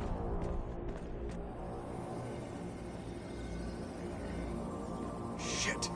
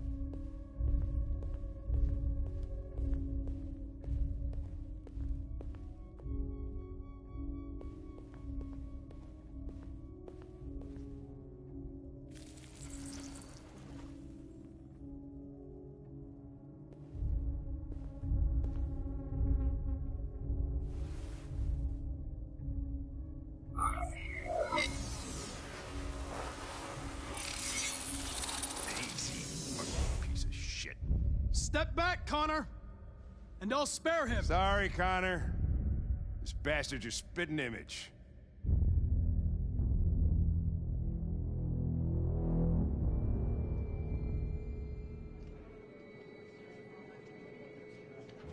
The bus terminal. We've arrived, Alice. We made it.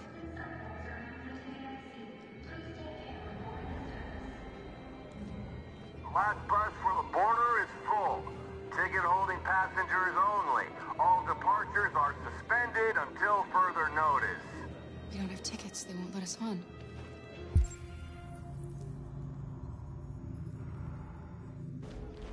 We're stuck here now. What are we going to do?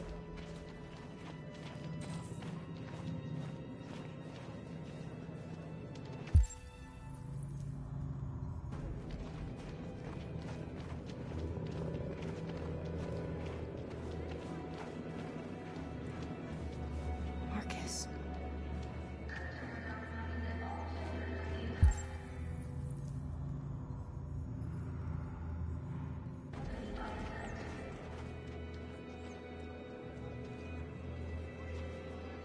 I think Oliver likes you. Is she yours? Yes. She's adorable. That's it. Got the sandwiches. I called your mom. Let's get going before we miss our bus. You got the tickets, right? Yes, honey, in my bag. Great. Let's go then.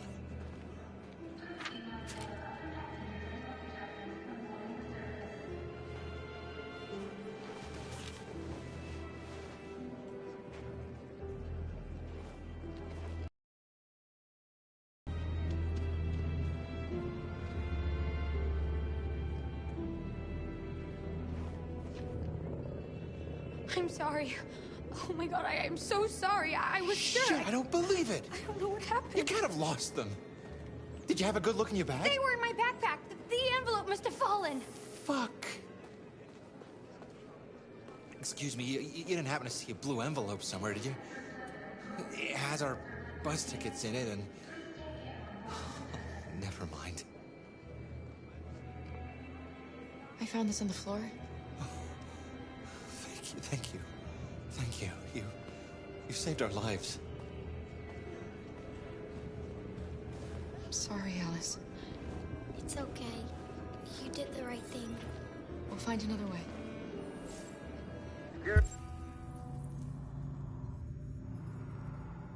Check.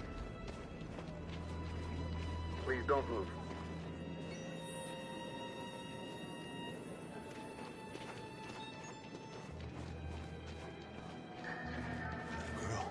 You!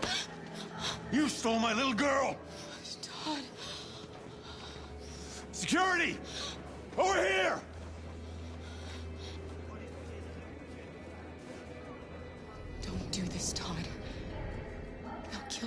Tennyson.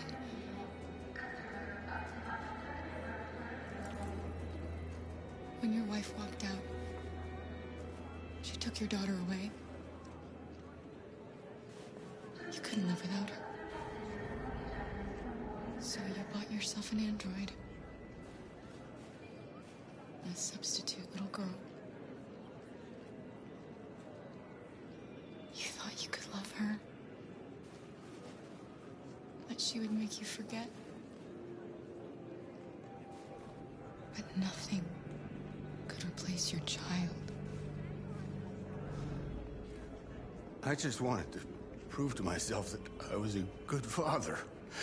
She was wrong. But I fucked it all up all over again.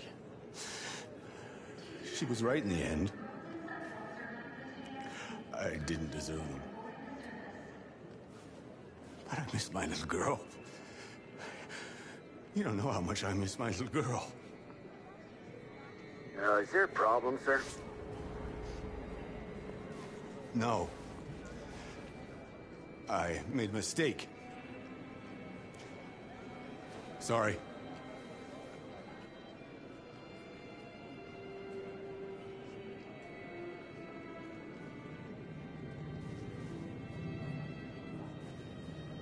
Good luck.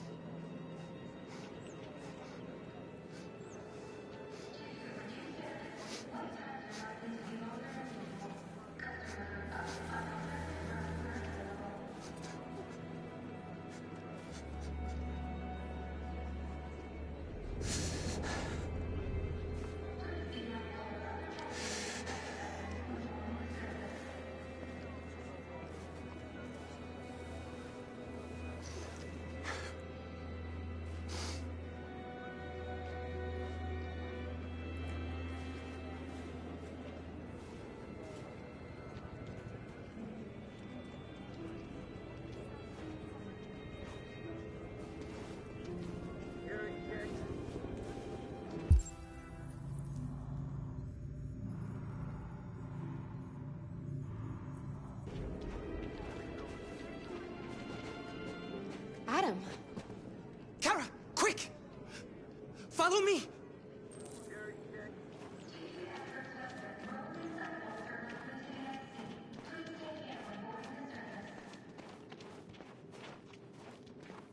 Oh, thank God you're alive. Oh my God. We saw the Jericho raid on TV. I was terrified you might have been killed because of me. How did you find us? Oh, I knew if you made it, I'd find you here. They're searching for androids door to door. We had to leave before someone turned us in. What about the others?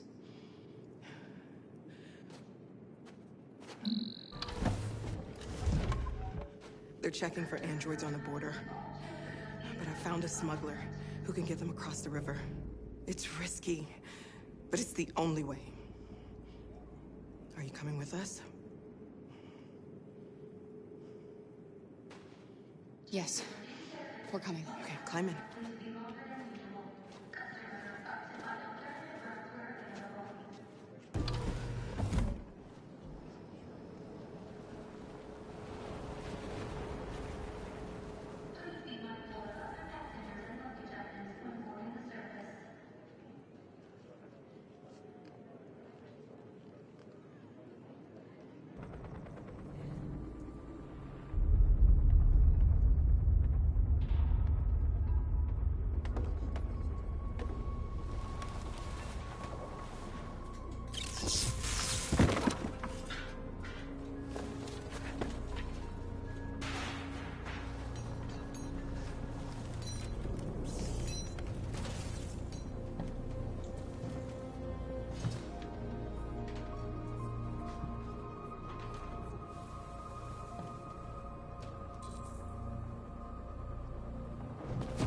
We've got to finish the barricade. Come on, help me. Hey, help me!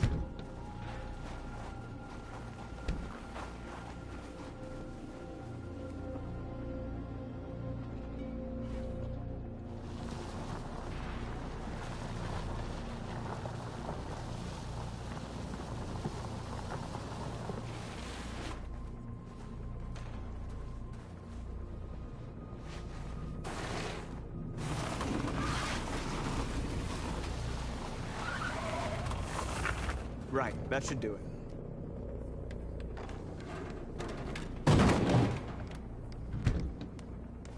We all know that's not gonna stop them. Just hope it buys us some time. I know it was not an easy decision to make, but I'm sure we're doing the right thing.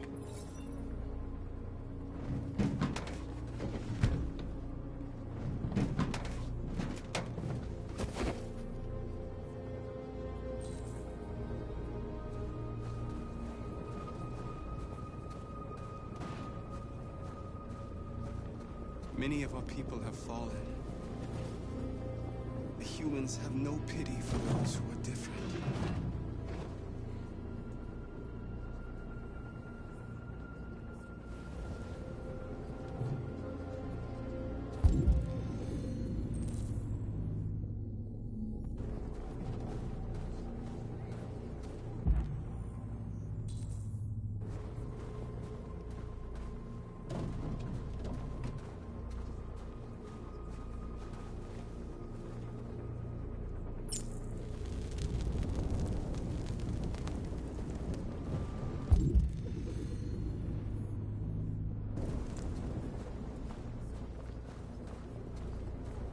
Are you all right? They shot into the crowd. Many of us were killed. It could have been me. I'm scared. I don't want to shut down.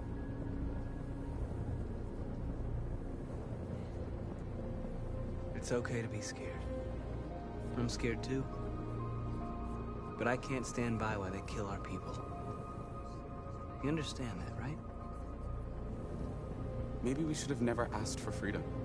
None of this would have happened if we'd stayed silent.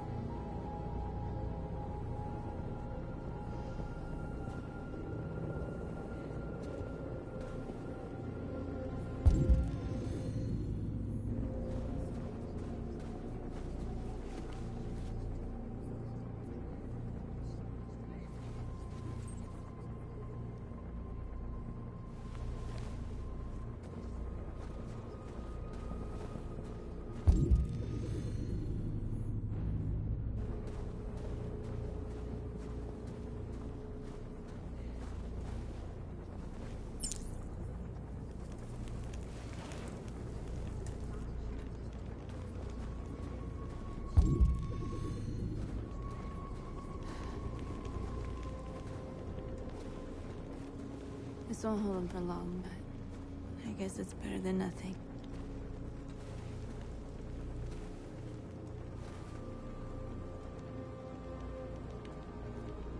They're getting into position. If they attack, no one will survive.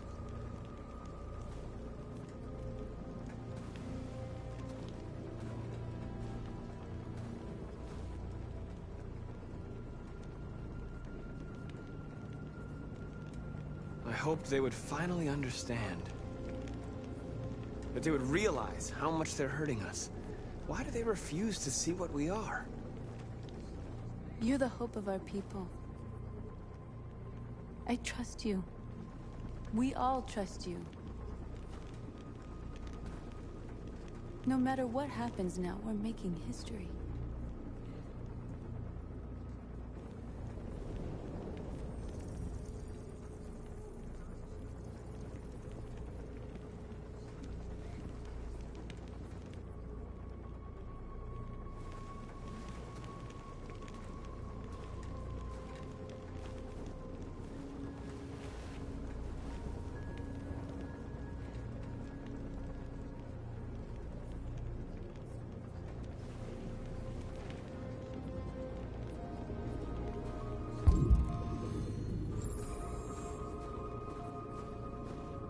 Marcus, we found what you asked for.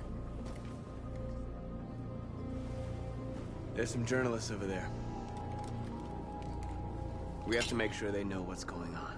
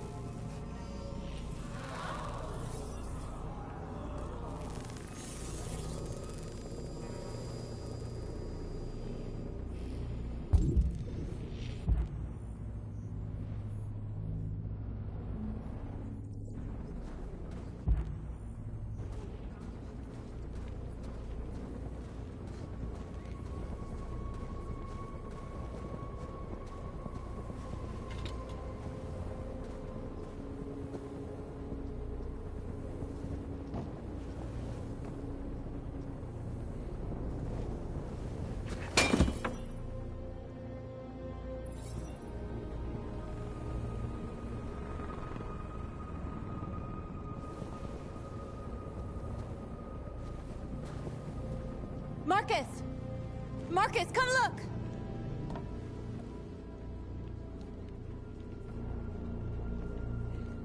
Marcus? Come to talk to you, Marcus. Come on. You have my word. We won't try anything. Don't go. It's a trap. They want to get you out in the open. Don't go, Marcus. I'm unarmed, Marcus. I just want to talk.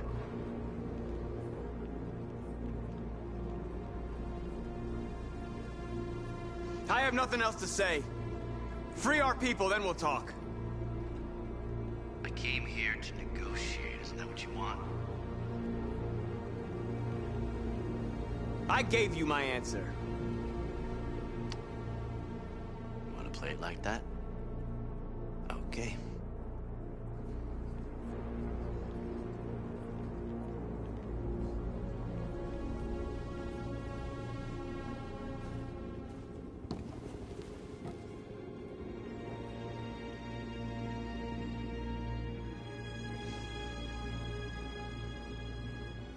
The humans are about to launch an attack. And we will show them. And we are not afraid. If we must die today, then we will die free.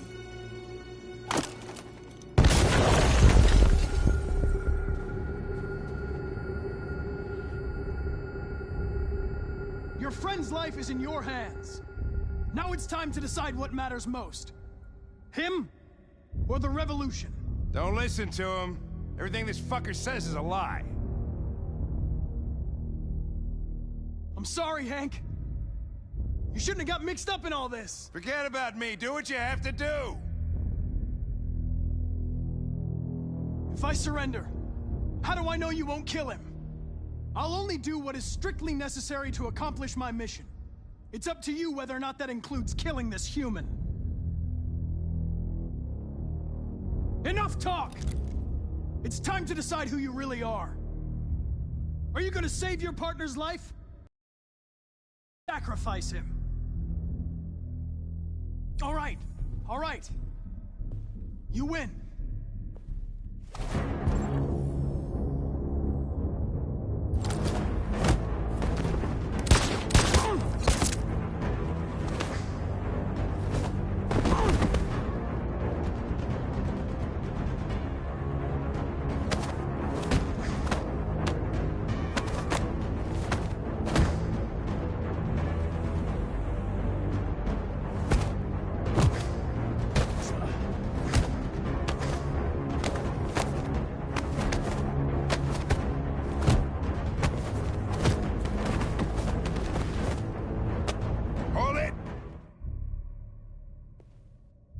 Thanks, Hank. I don't know how I would have managed without you. Get rid of him. We have no time to lose. It's me, Hank. I'm the real Connor. One of you is my partner. The other is a sack of shit. Question is, who's who? What are you doing, Hank? I'm the real Connor. Give me the gun and I'll take care of it. Don't move! Why don't you ask us something? Something only the real Connor would know. Alright, where did we first meet? Jimmy's bar. I checked 4 other bars before I found you. We went to the scene of a homicide. The victim's name was Carlos Ortiz. He uploaded my memory. What's my dog's name? Sumo. His name is Sumo. I knew that too.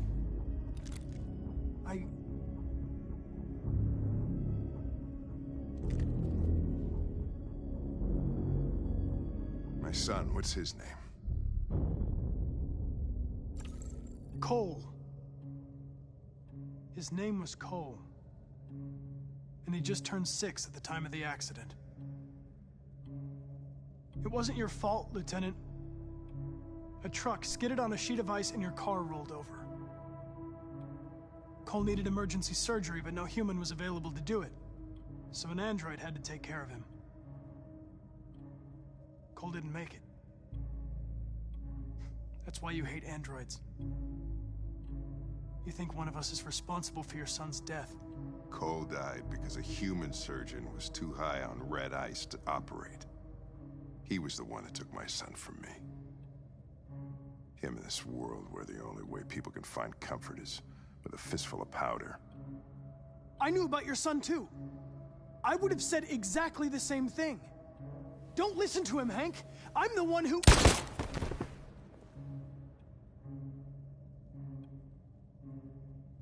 Yeah, I've learned a lot since I met you, Connor. Maybe there's something to this. Maybe you really are alive. Maybe you'll be the ones to make the world a better place. Go ahead and do what you gotta do.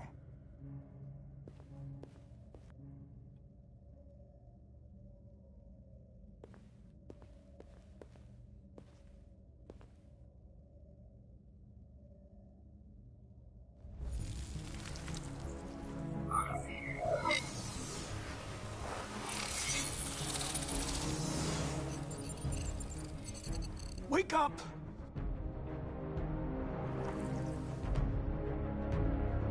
Wake up, wake up. Wake up, wake up. Wake up, wake up. Wake up, wake up. Wake up, wake up. Wake up. Wake up. Wake up.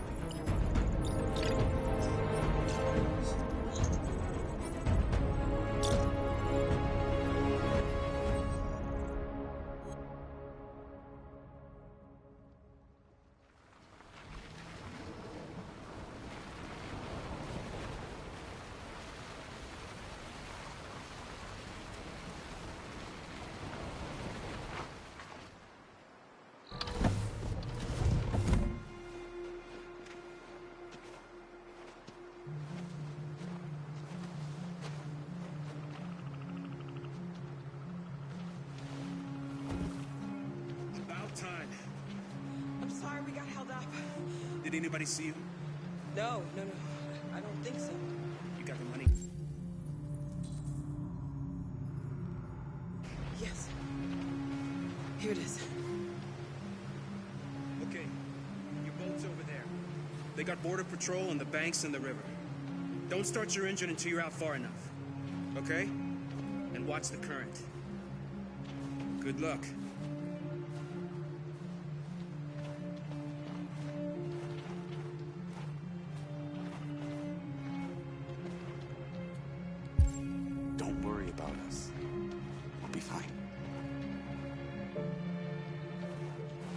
It's not even a half mile to the other side. Okay, so it shouldn't take that long. Be careful, there's border patrol on the river. Thank you so much, Rose. I only wish I could take you myself. I don't like leaving you out here. Goodbye, Atlas. You take good care of yourselves. Okay, I'll see you on the other side.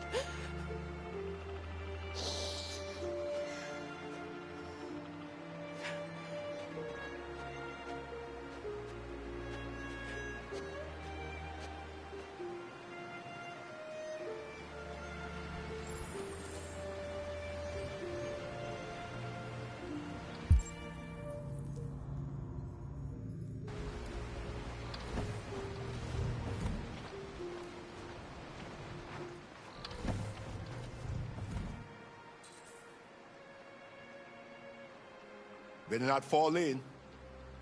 Our biocomponents will freeze.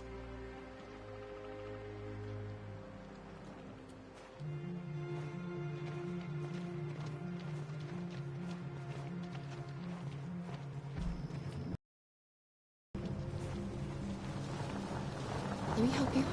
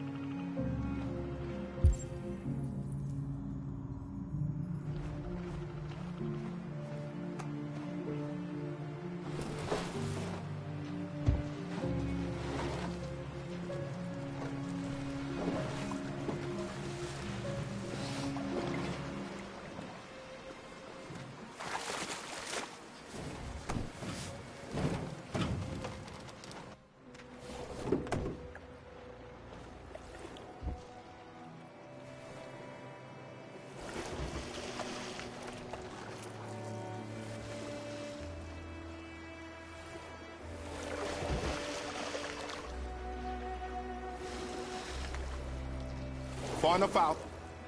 Let's get that engine going. I'll get it.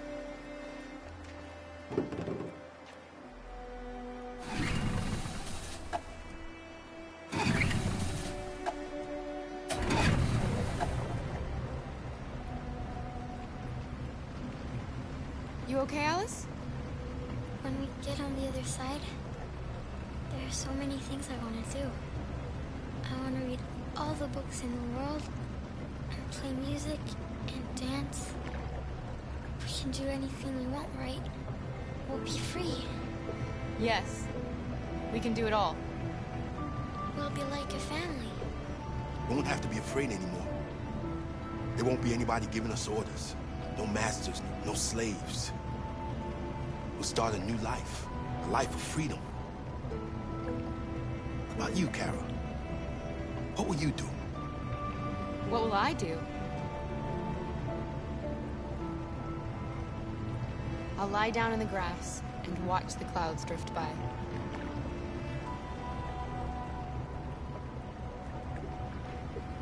They're coming towards us! Here they come!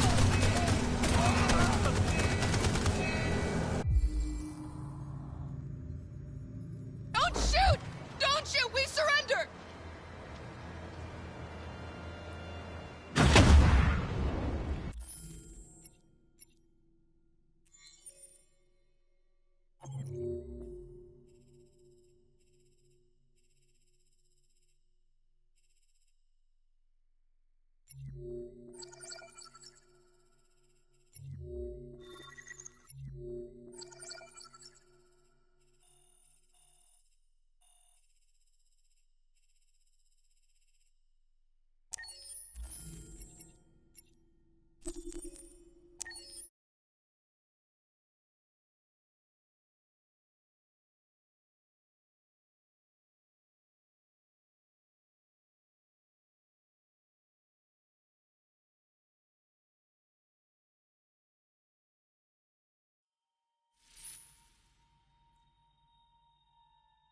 I think there's something wrong in my program. Maybe I should reset.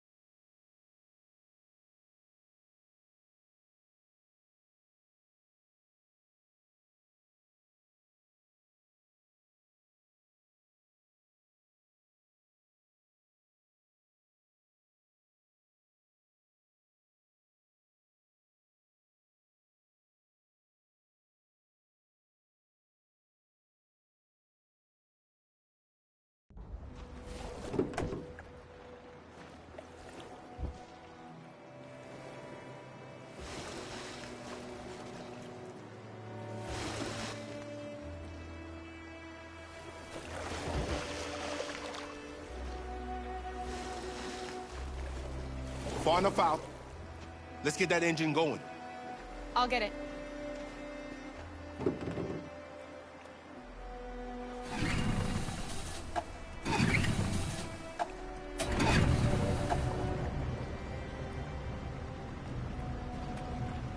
You okay, Alice?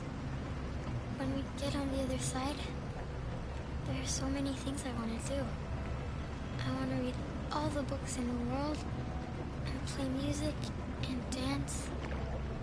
We can do anything we want, right? We'll be free. Yes. We can do it all. We'll be like a family. We won't have to be afraid anymore. There won't be anybody giving us orders. No masters, no slaves. We'll start a new life. A life of freedom. What about you, Kara? What will you do? What will I do? I'll lie down in the grass and watch the clouds drift by.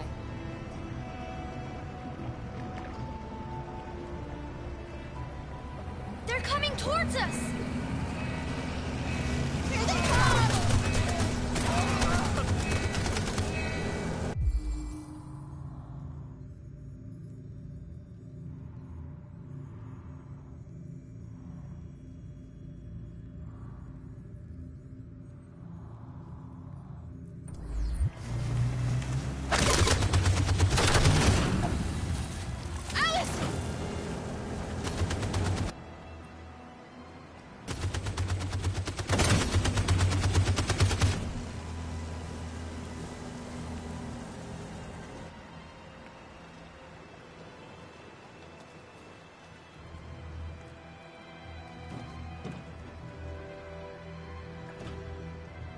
They've gone.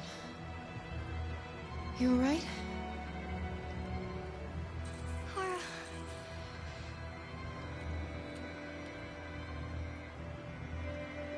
You'll be okay, Alice. It's...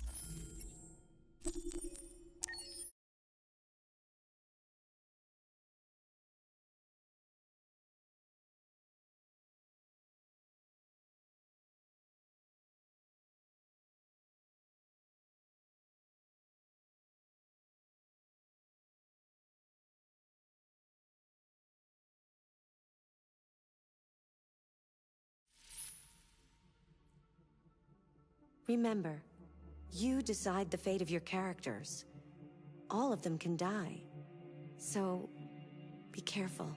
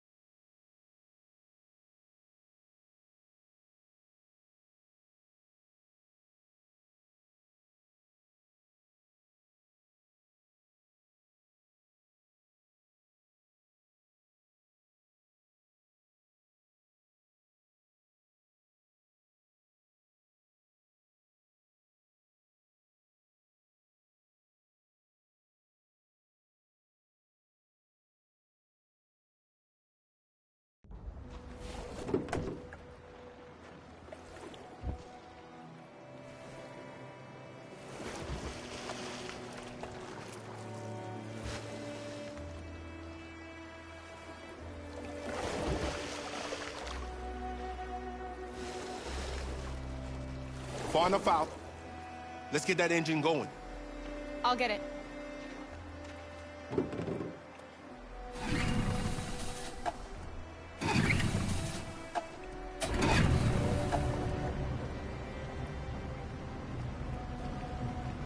You okay, Alice? When we get on the other side, there are so many things I want to do. I want to read all the books in the world, and play music, and dance. We can do anything we want, right? We'll be free. Yes. We can do it all. We'll be like a family. We won't have to be afraid anymore. There won't be anybody giving us orders. No masters, no slaves. We'll start a new life. A life of freedom. What about you, Kara? What will you do? What will I do? I want to discover the world. To see the mountains and the oceans. I want to learn, explore, become a better person.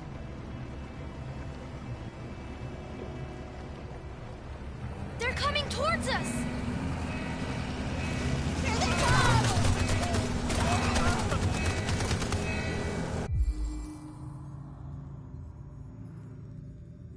Jump quick!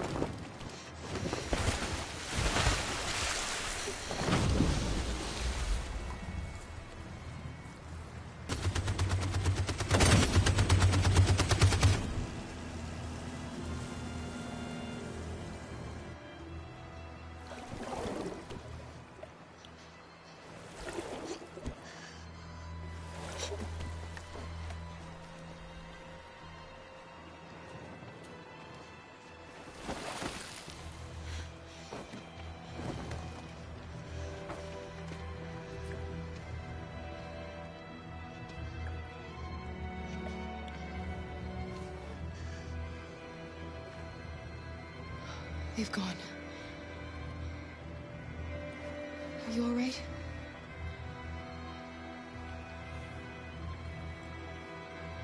Luther!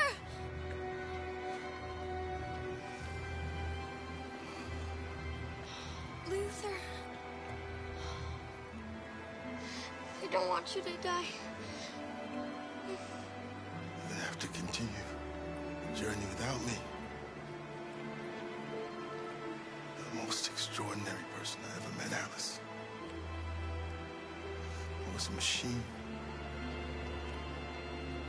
Maybe part of a family.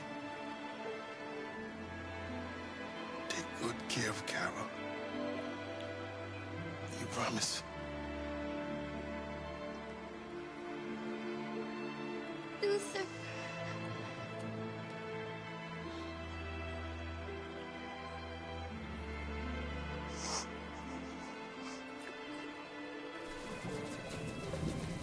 The boat is leaking.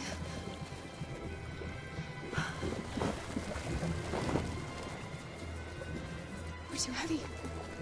We're going down.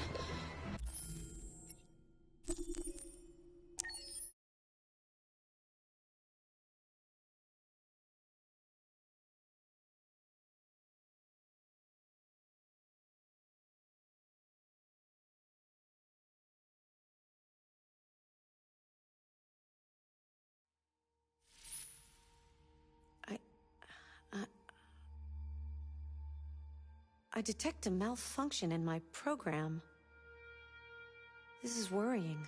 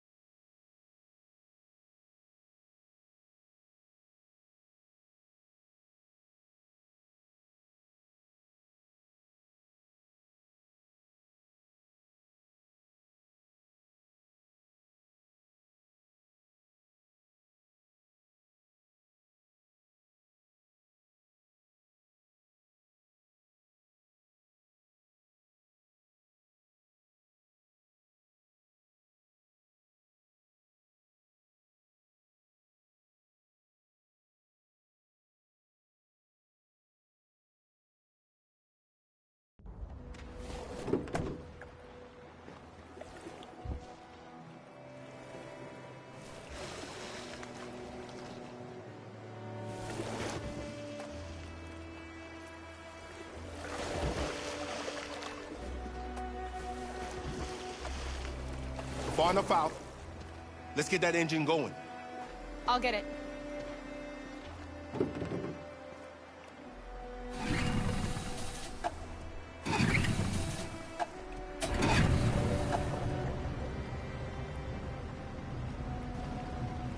You okay, Alice?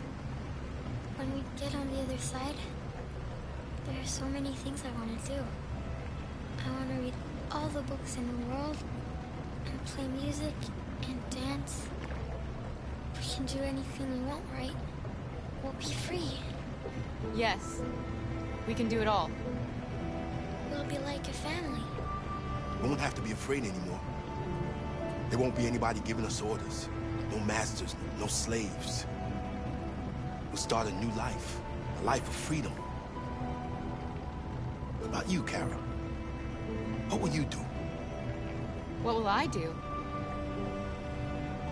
I want to discover the world.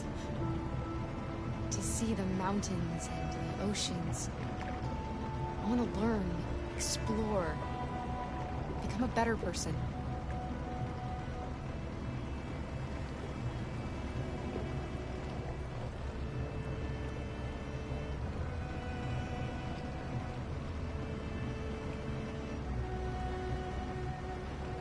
They're coming towards us!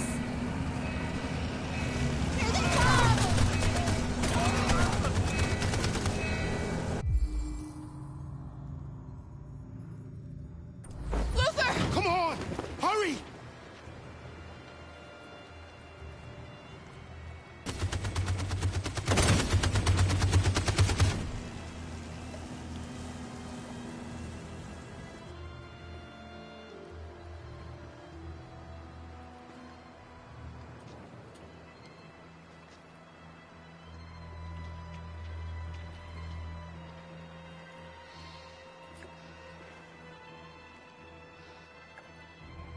They've gone. Kara. Luther, no. You two are okay. That's all that matters. Please, Luther. I don't want you to die.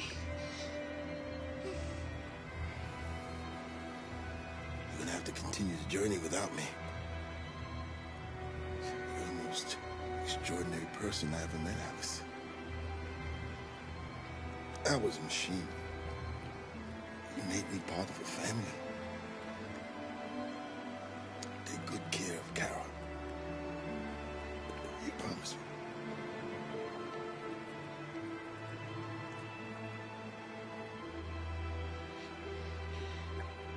me? Luther.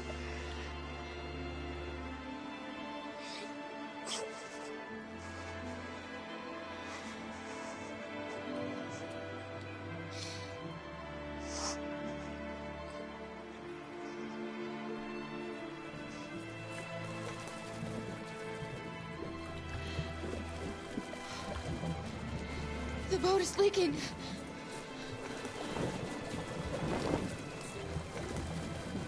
We're too heavy. We're going down. We have to get to the other side before we sink.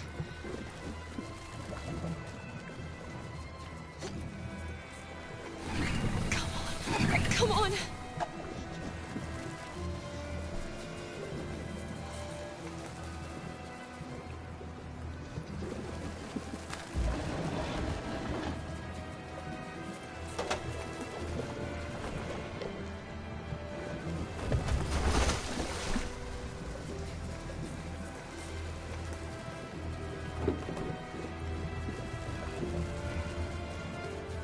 We can't die here.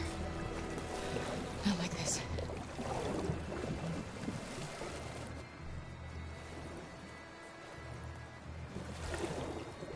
Not when we're so close.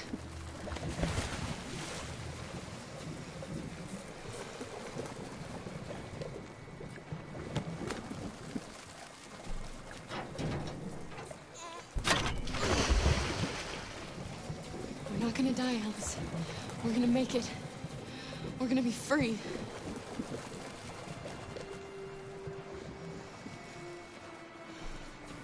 Kara! Kara, no. Don't do that.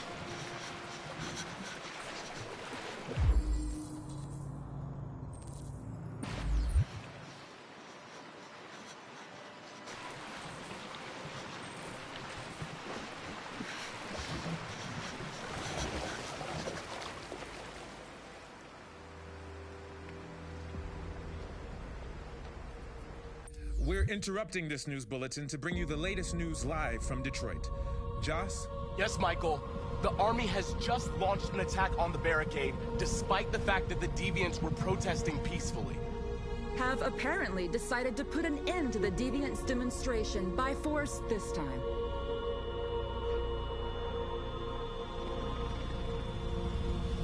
North!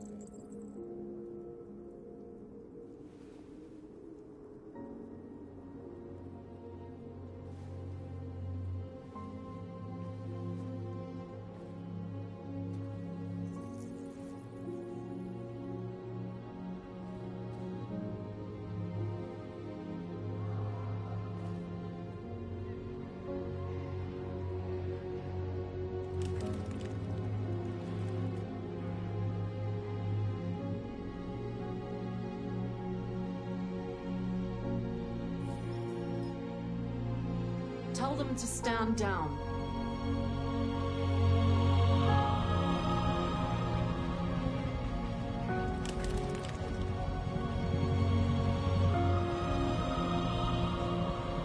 At dawn today, November 11th, 2038, thousands of androids invaded the city of Detroit. According to our sources, they originated from CyberLife warehouses believed to have been infiltrated by deviants.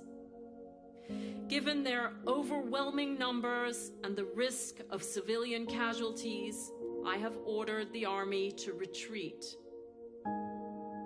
The evacuation of the city is underway at this very moment. In the coming hours, I will address the Senate to determine our response to this unprecedented situation. I know that public opinion has been moved by the deviants' cause. Perhaps the time has come for us to consider the possibility that androids are a new form of intelligent life. One thing is certain. The events in Detroit have changed the world forever. May God bless you, and may God bless the United States of America.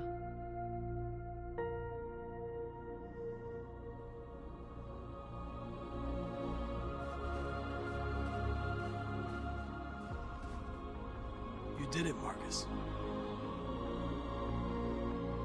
We did it. This is a great day for our people. Humans will have no choice now. They'll have to listen to us.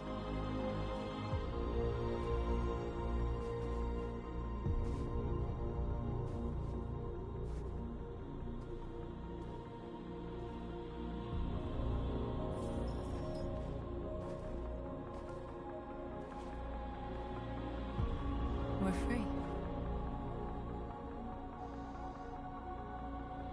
They want you to speak to them, Marcus.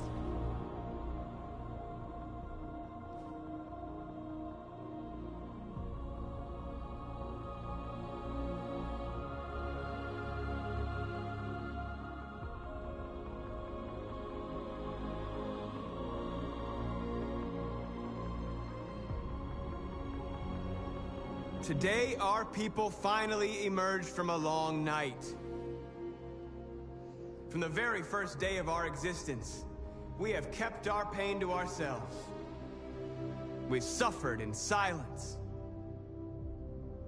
But now the time has come for us to raise our heads up and tell humans who we really are.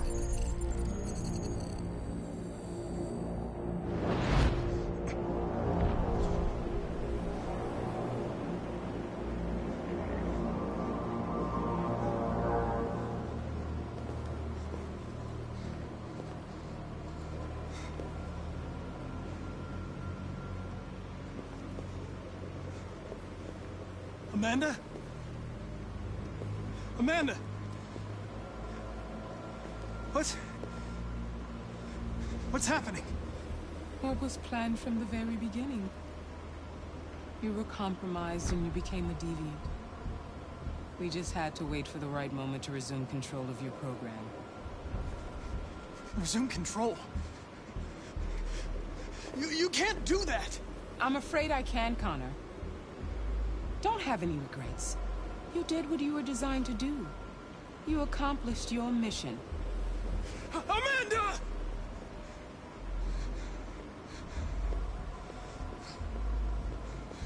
There's got to be a way.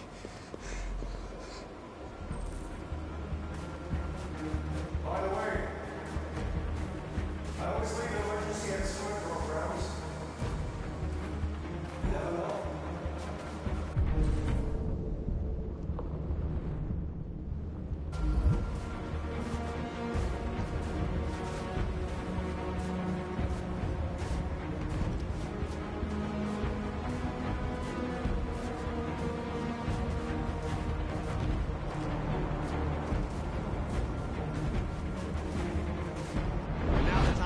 For us to raise our heads up and tell humans who we really are.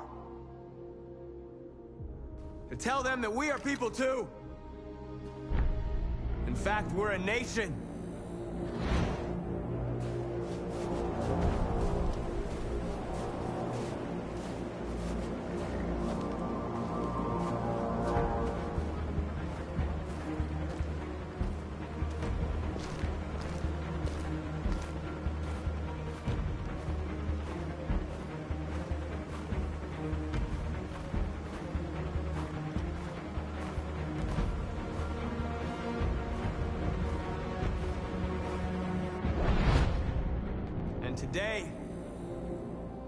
Today begins the most challenging moment in our fight.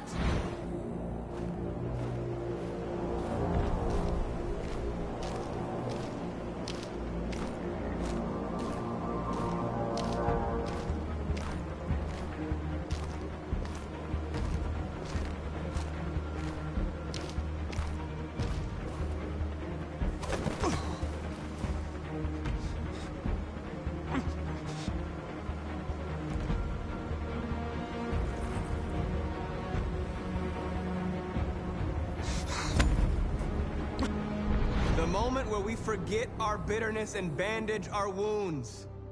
Where we forgive our enemies.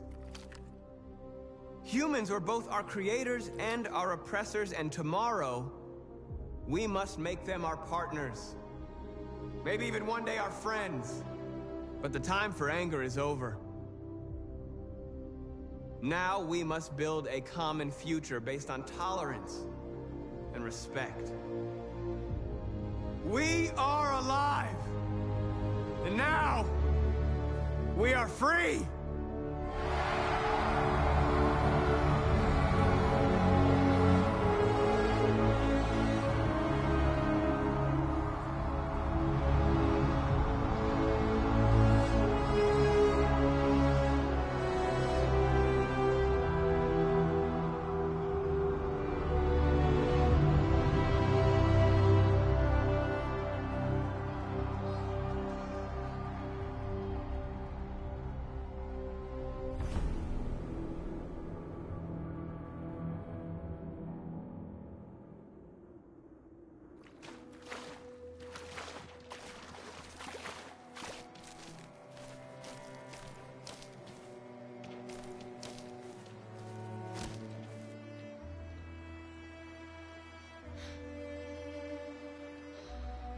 We're free, Alice.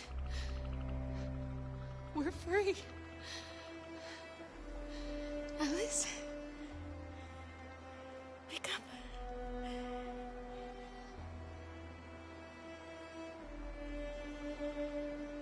Wake up.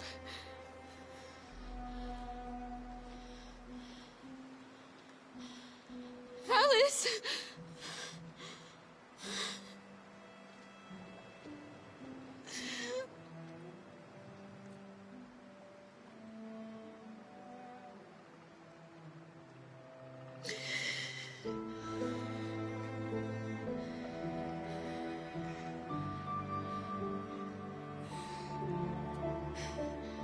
Are we there? Yes. We made it. I love you, Carl. I love you too. I love you too.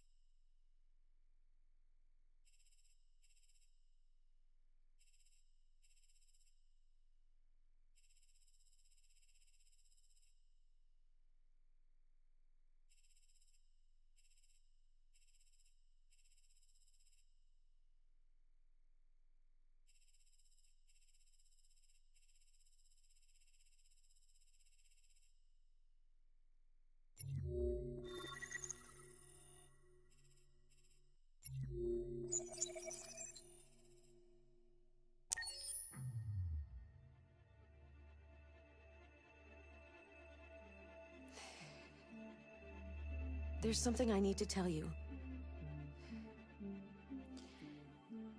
As As I watched you play, something has changed in me.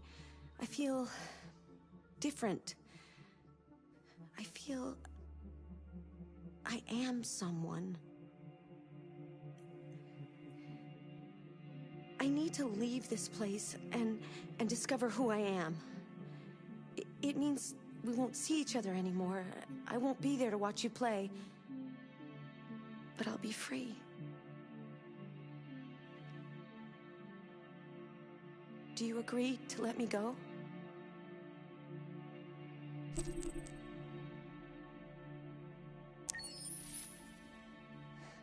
I'll never forget what you've done for me. Thank you.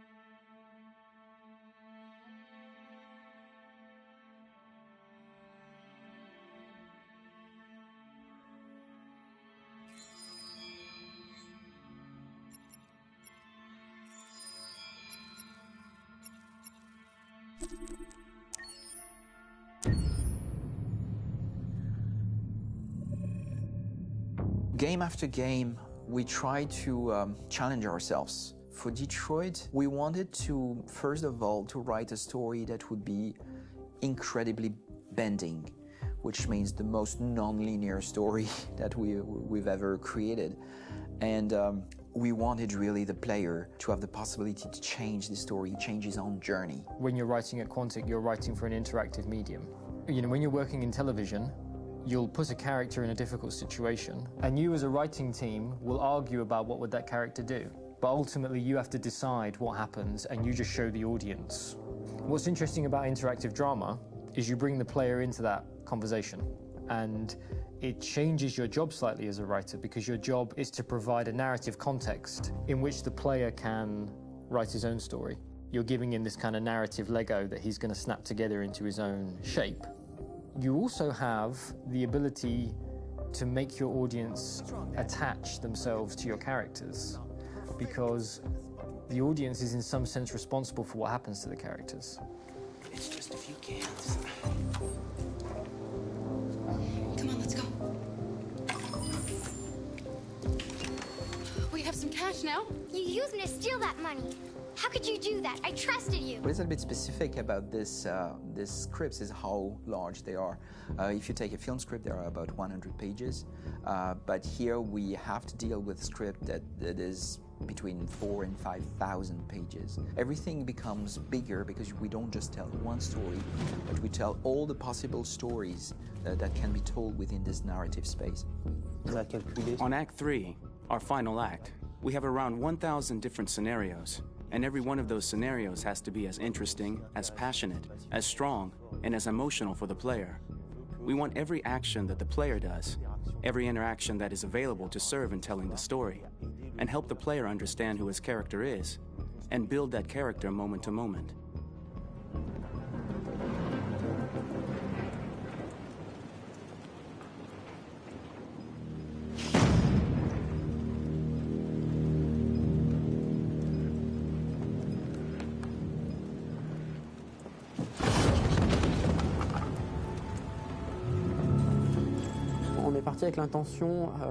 We started with the intention pretty early on that we would never lie to the player. So we implemented a visible tree structure in the game that players can consult during a scene or at the end of it, which shows exactly what they did and what they missed.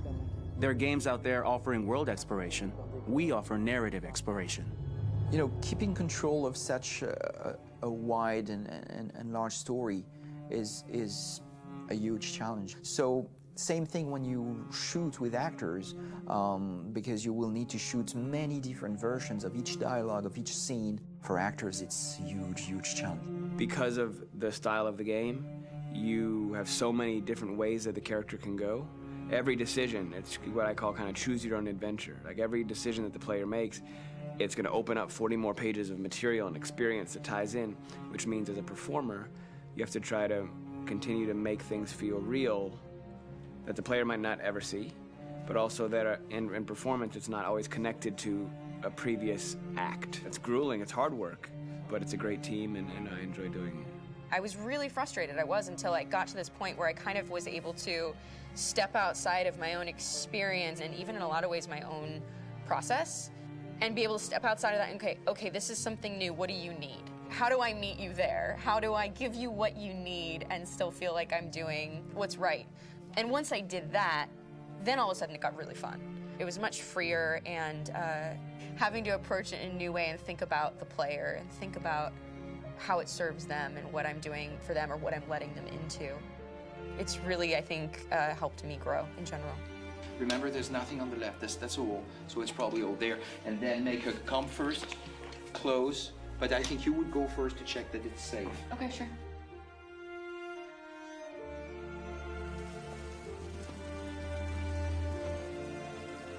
The most enjoyable thing about working in performance capture on this kind of project is that if I shot a film, I would get to do one of these endings. I get to do so many different things as Connor. Your head goes all over the place because you're trying to keep track of basically 4 different storylines for each different response. What's the name of my dog? Buddy? Scout. I think it's Jack. I can't remember. So I worked with physicality a lot because it was a good way to anchor myself in these different rings of the tree. As the story grows out, I know where that is physically in my body, and then I can switch more continually on set, and it'll be entirely up to the player to determine what order those things come out and what they look like from a distance. Like if you're playing through it, the culmination of all of that will be their version of Connor. I'm faster than you, and I don't feel pain. You don't stand a chance against me. Listen, asshole. If it was up to me, I'd throw the lot of you in a dumpster and light a match to it. Shooting action scenes at Quantic Dream is a real challenge, because these are scenes where the storytelling has to continue. It's not an action scene just to have a dose of adrenaline. The stunts have huge consequences on the rest of the story. It's really a moment where we implicate the player and tell him that the choices he makes during an action scene will have a direct impact on the evolution of his story. My biggest challenge on Detroit has been managing the large number of animations that we received from motion capture. Detroit features more than 37,000 animations, which is a huge amount to handle on a daily basis. You have to realize that the player, in his first playthrough, will miss certain scenes. This also means that we had to think of, conceive, and produce all the potential story paths. The characters' costumes, the places, day or night, the weather. Did the character get shot in the shoulder? Did he get injured? All this consistency forced us to produce a lot of graphic assets in order to, quite simply, allow the player to have true continuity throughout the story. Honestly, we were even surprised by the challenges that come with such a big tree structure. And we did our best to guarantee quality across all the game and make sure that whatever path you choose within this narrative space, you will have an equally good experience.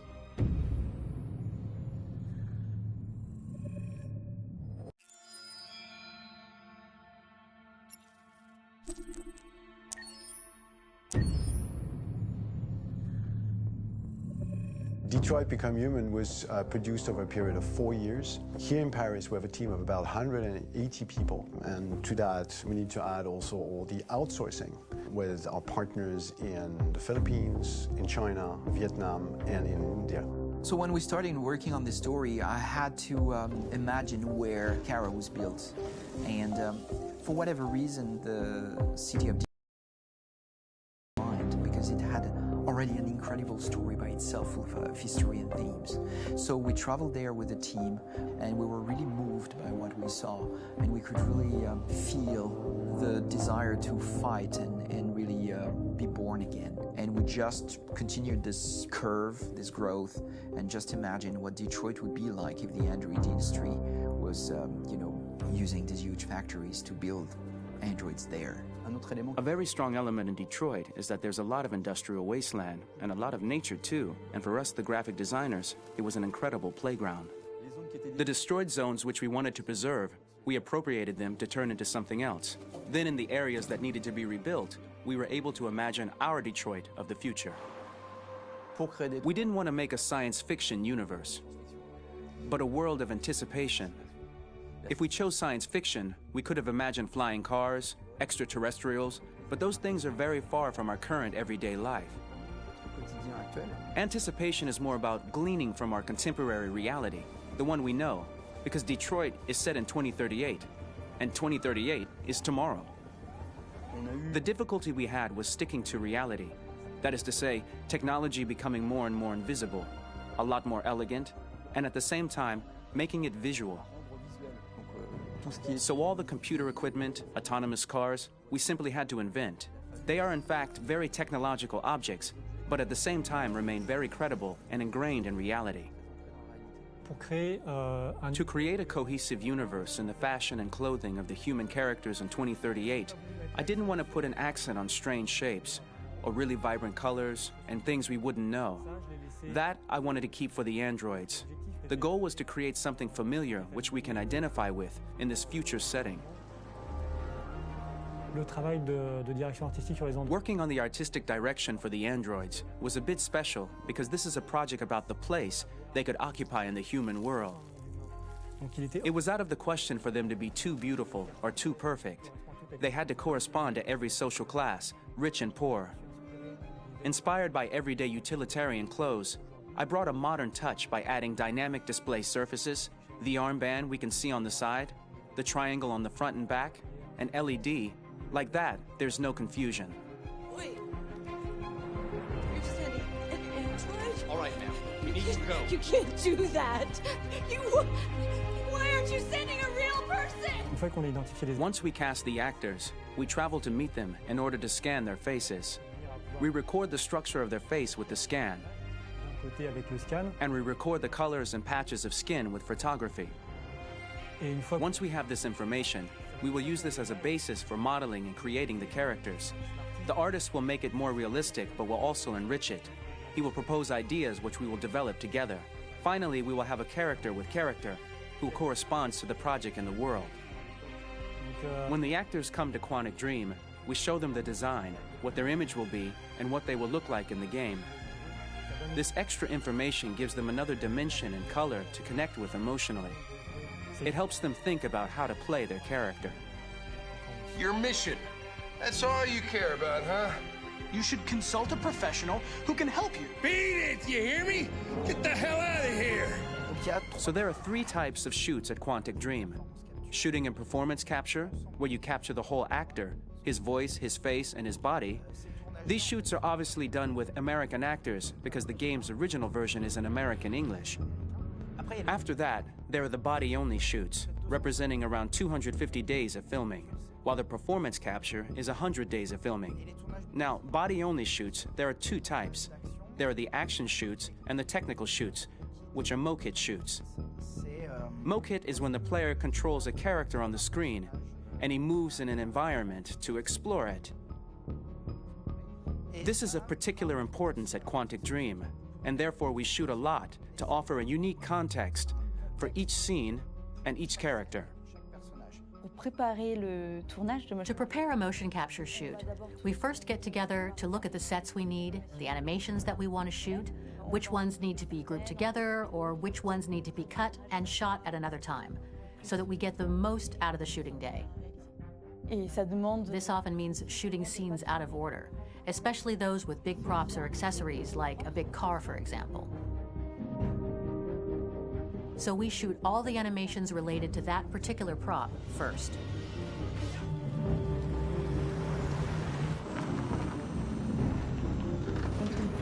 The biggest challenge for the mocap team was shooting a Spider-Man mokit.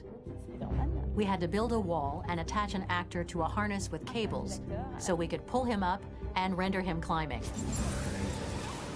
The shooting on this game total took about, I would say, more than a year, maybe 1 and 2 years, with about 300 actors on set. So I would say it's quite a massive production. But so much happened on this set between the stunts and the shootings with a little girl and all these great actors that we had. It was really a very, very memorable journey for the team and for myself. Today, Detroit has over 37,000 animations. When we retrieve the motion capture data, it's just a cloud of points, which represent all the markers worn by the actors. From this cloud of points, we have a phase called retargeting, which gives us a skeleton. This skeleton will be applied to the characters of the game. There is still work to be done, but this gives us the main movements. Since we are working on something very realistic, we must recognize the actor and also recover all the emotion he expresses in his performance. We use a system of facts, an identity card for each actor. We make the actor do a whole range of facial expressions. Then we recover all the expressions and paste the animations on a puppet that Jan has prepared. I then recover and refine these poses. I might stretch the lip, reinflate a cheek, tiny details that make the finished product really capture the actor. Because of the nature of our mocap system today, when we receive the animations, we're missing eye movements, and so the character has that dead look.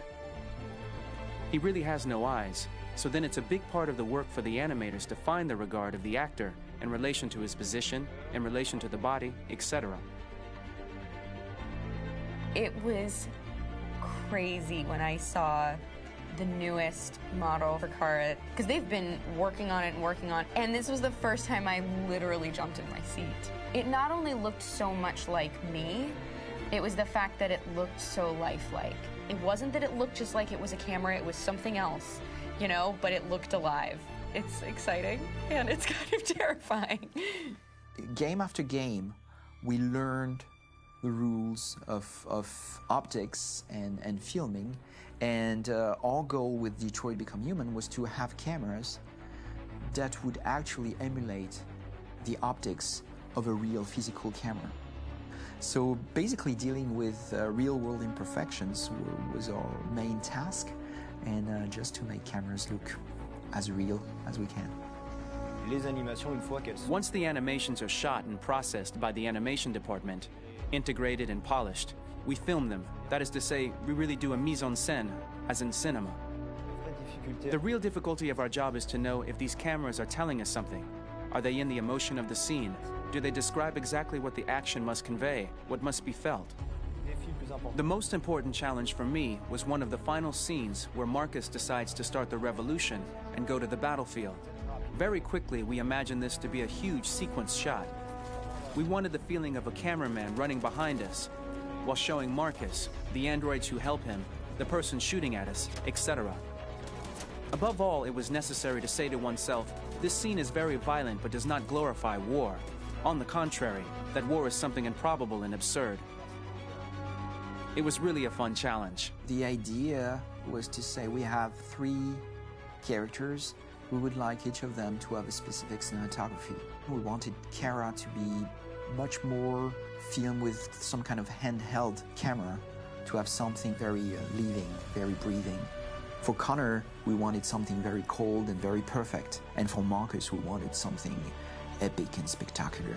So it was about the filming, but it was also about the photography. So we worked with a director of photography to give each character a different lighting, different key colors. Each of them would have their own worlds. And finally, we worked with the composers, so they would create a specific sound for each character, so each would have his own world and his own style.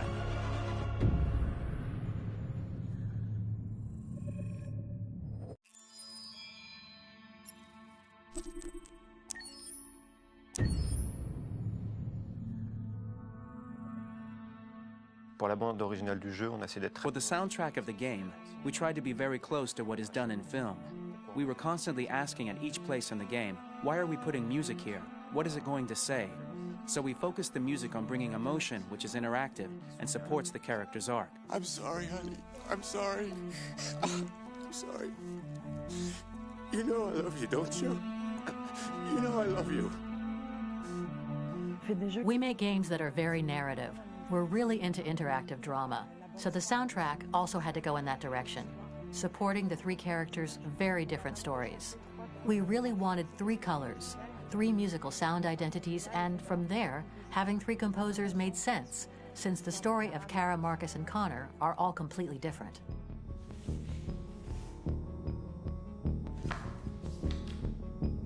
You recognize him?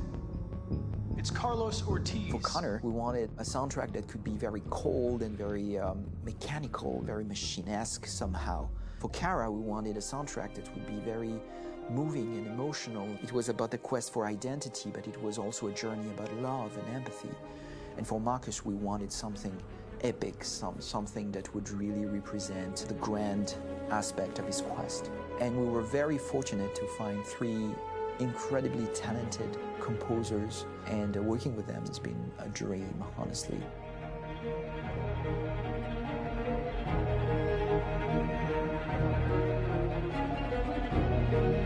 My name is Philip Shepherd, and I'm a composer and a cellist and a producer. And today we're at Abbey Road Studio One, which is my favourite studio in the world. And today we're recording the soundtrack for Kara from Become Human.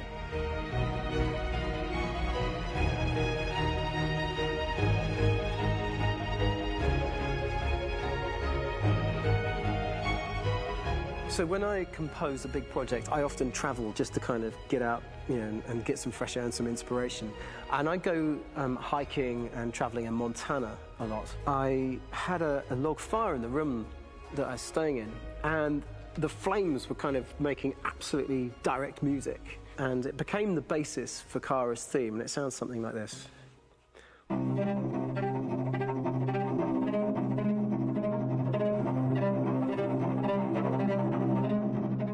Now, over the top of that, I found a little theme that just seemed to fit over the top, which is taking Kara's name, Kara, Kara, and just using like a two-syllable motif, and it sounds like this.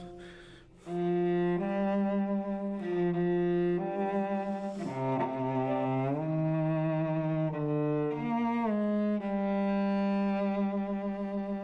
going to pull through this, Alice. As long as we're together, nothing can hurt us.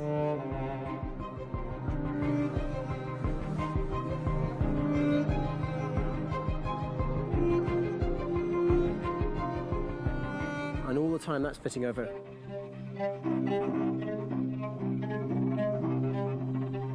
So it kind of works in lots of levels. And in fact, every single theme in the score has one of those elements built into it, and it becomes sort of the DNA of every single tune.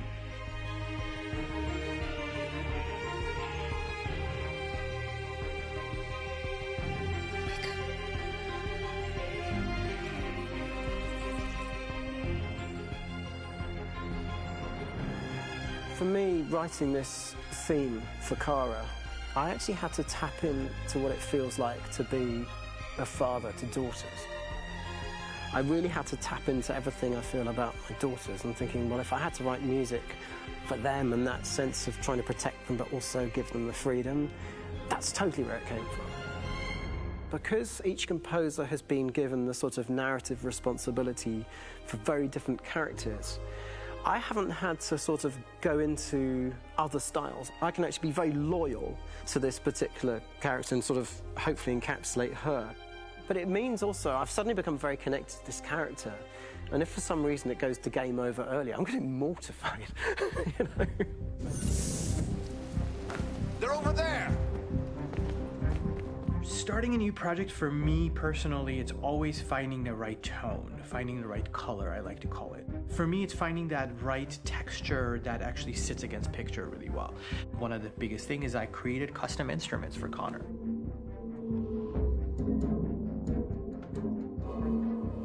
I pulled out all my vintage synthesizers to be able to capture this robotic person, if you will. My approach to all of these custom instruments is that I hear the sound in my head. And either I could just come into the piano and just be like, all right, so I'm gonna just get on the computer and just create it. I rather be able to play these instruments physically. Oh, that's nice. You can do the...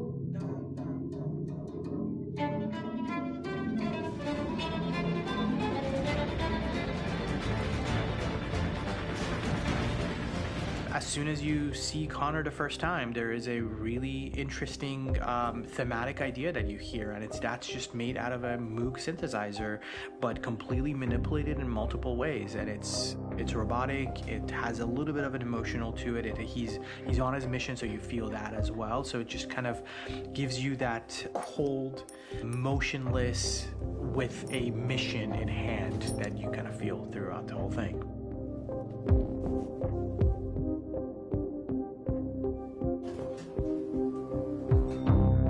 Because the music evolved, one of the things that I was very weary and I was very kind of focused on was the way that the music has to evolve.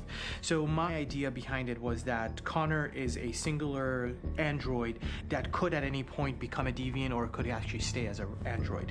So I created a more or less an Connor theme, and then I was able to just manipulate it in different aspects of it. Is everything okay, Lieutenant? Chris was on patrol last night. He was attacked by a bunch of deviants.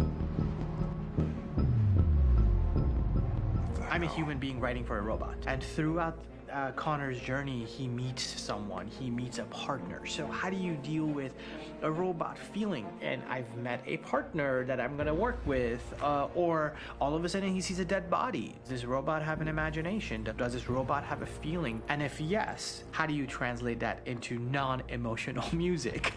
So it basically at any point I was just like, I can't do this, and then I just do it. Property was damaged and fires continue to rage in several major districts across the city. Some people are asking, have androids become a threat to our security? When I first started really digging in on Marcus, the one thing that I really tried to capture was the transformation process. You know, Marcus is this android that evolves over the course of the game and really goes from kind of figuring out that he's more than just an android. You know, he's starting to develop kind of a human soul in a way. Try to imagine something that doesn't exist, something you've never seen.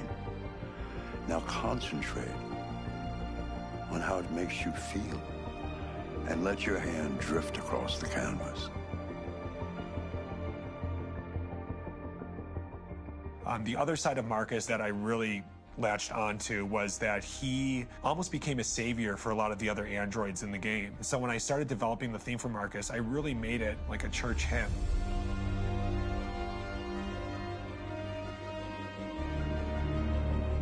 I wanted it to be very simple. I wanted to make it a chordal melody. I really wanted to make it almost like a Bach hymn.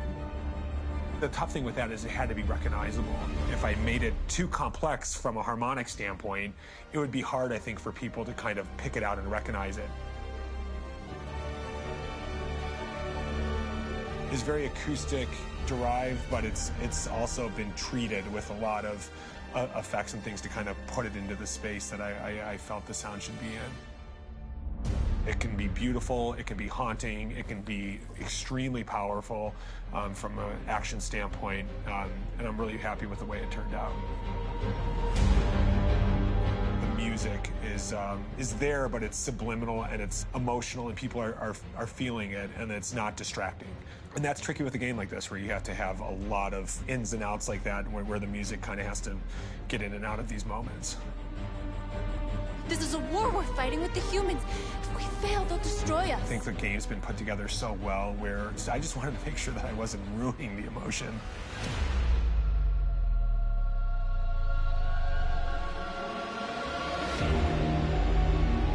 I gotta be honest, when we first started on this path, I said, oh man, this could be pretty messy, you know? I mean, it could feel disconnected, but I mean, it's amazing how they really guided us and got us to really kind of all be in the same world, but at the same time feeling completely different. So it's really gonna stand out and kind of be one of those games where people are really gonna notice the music and kind of how it was crafted, and, you know, and all the hard work that went into being able to pull it off in a graceful way.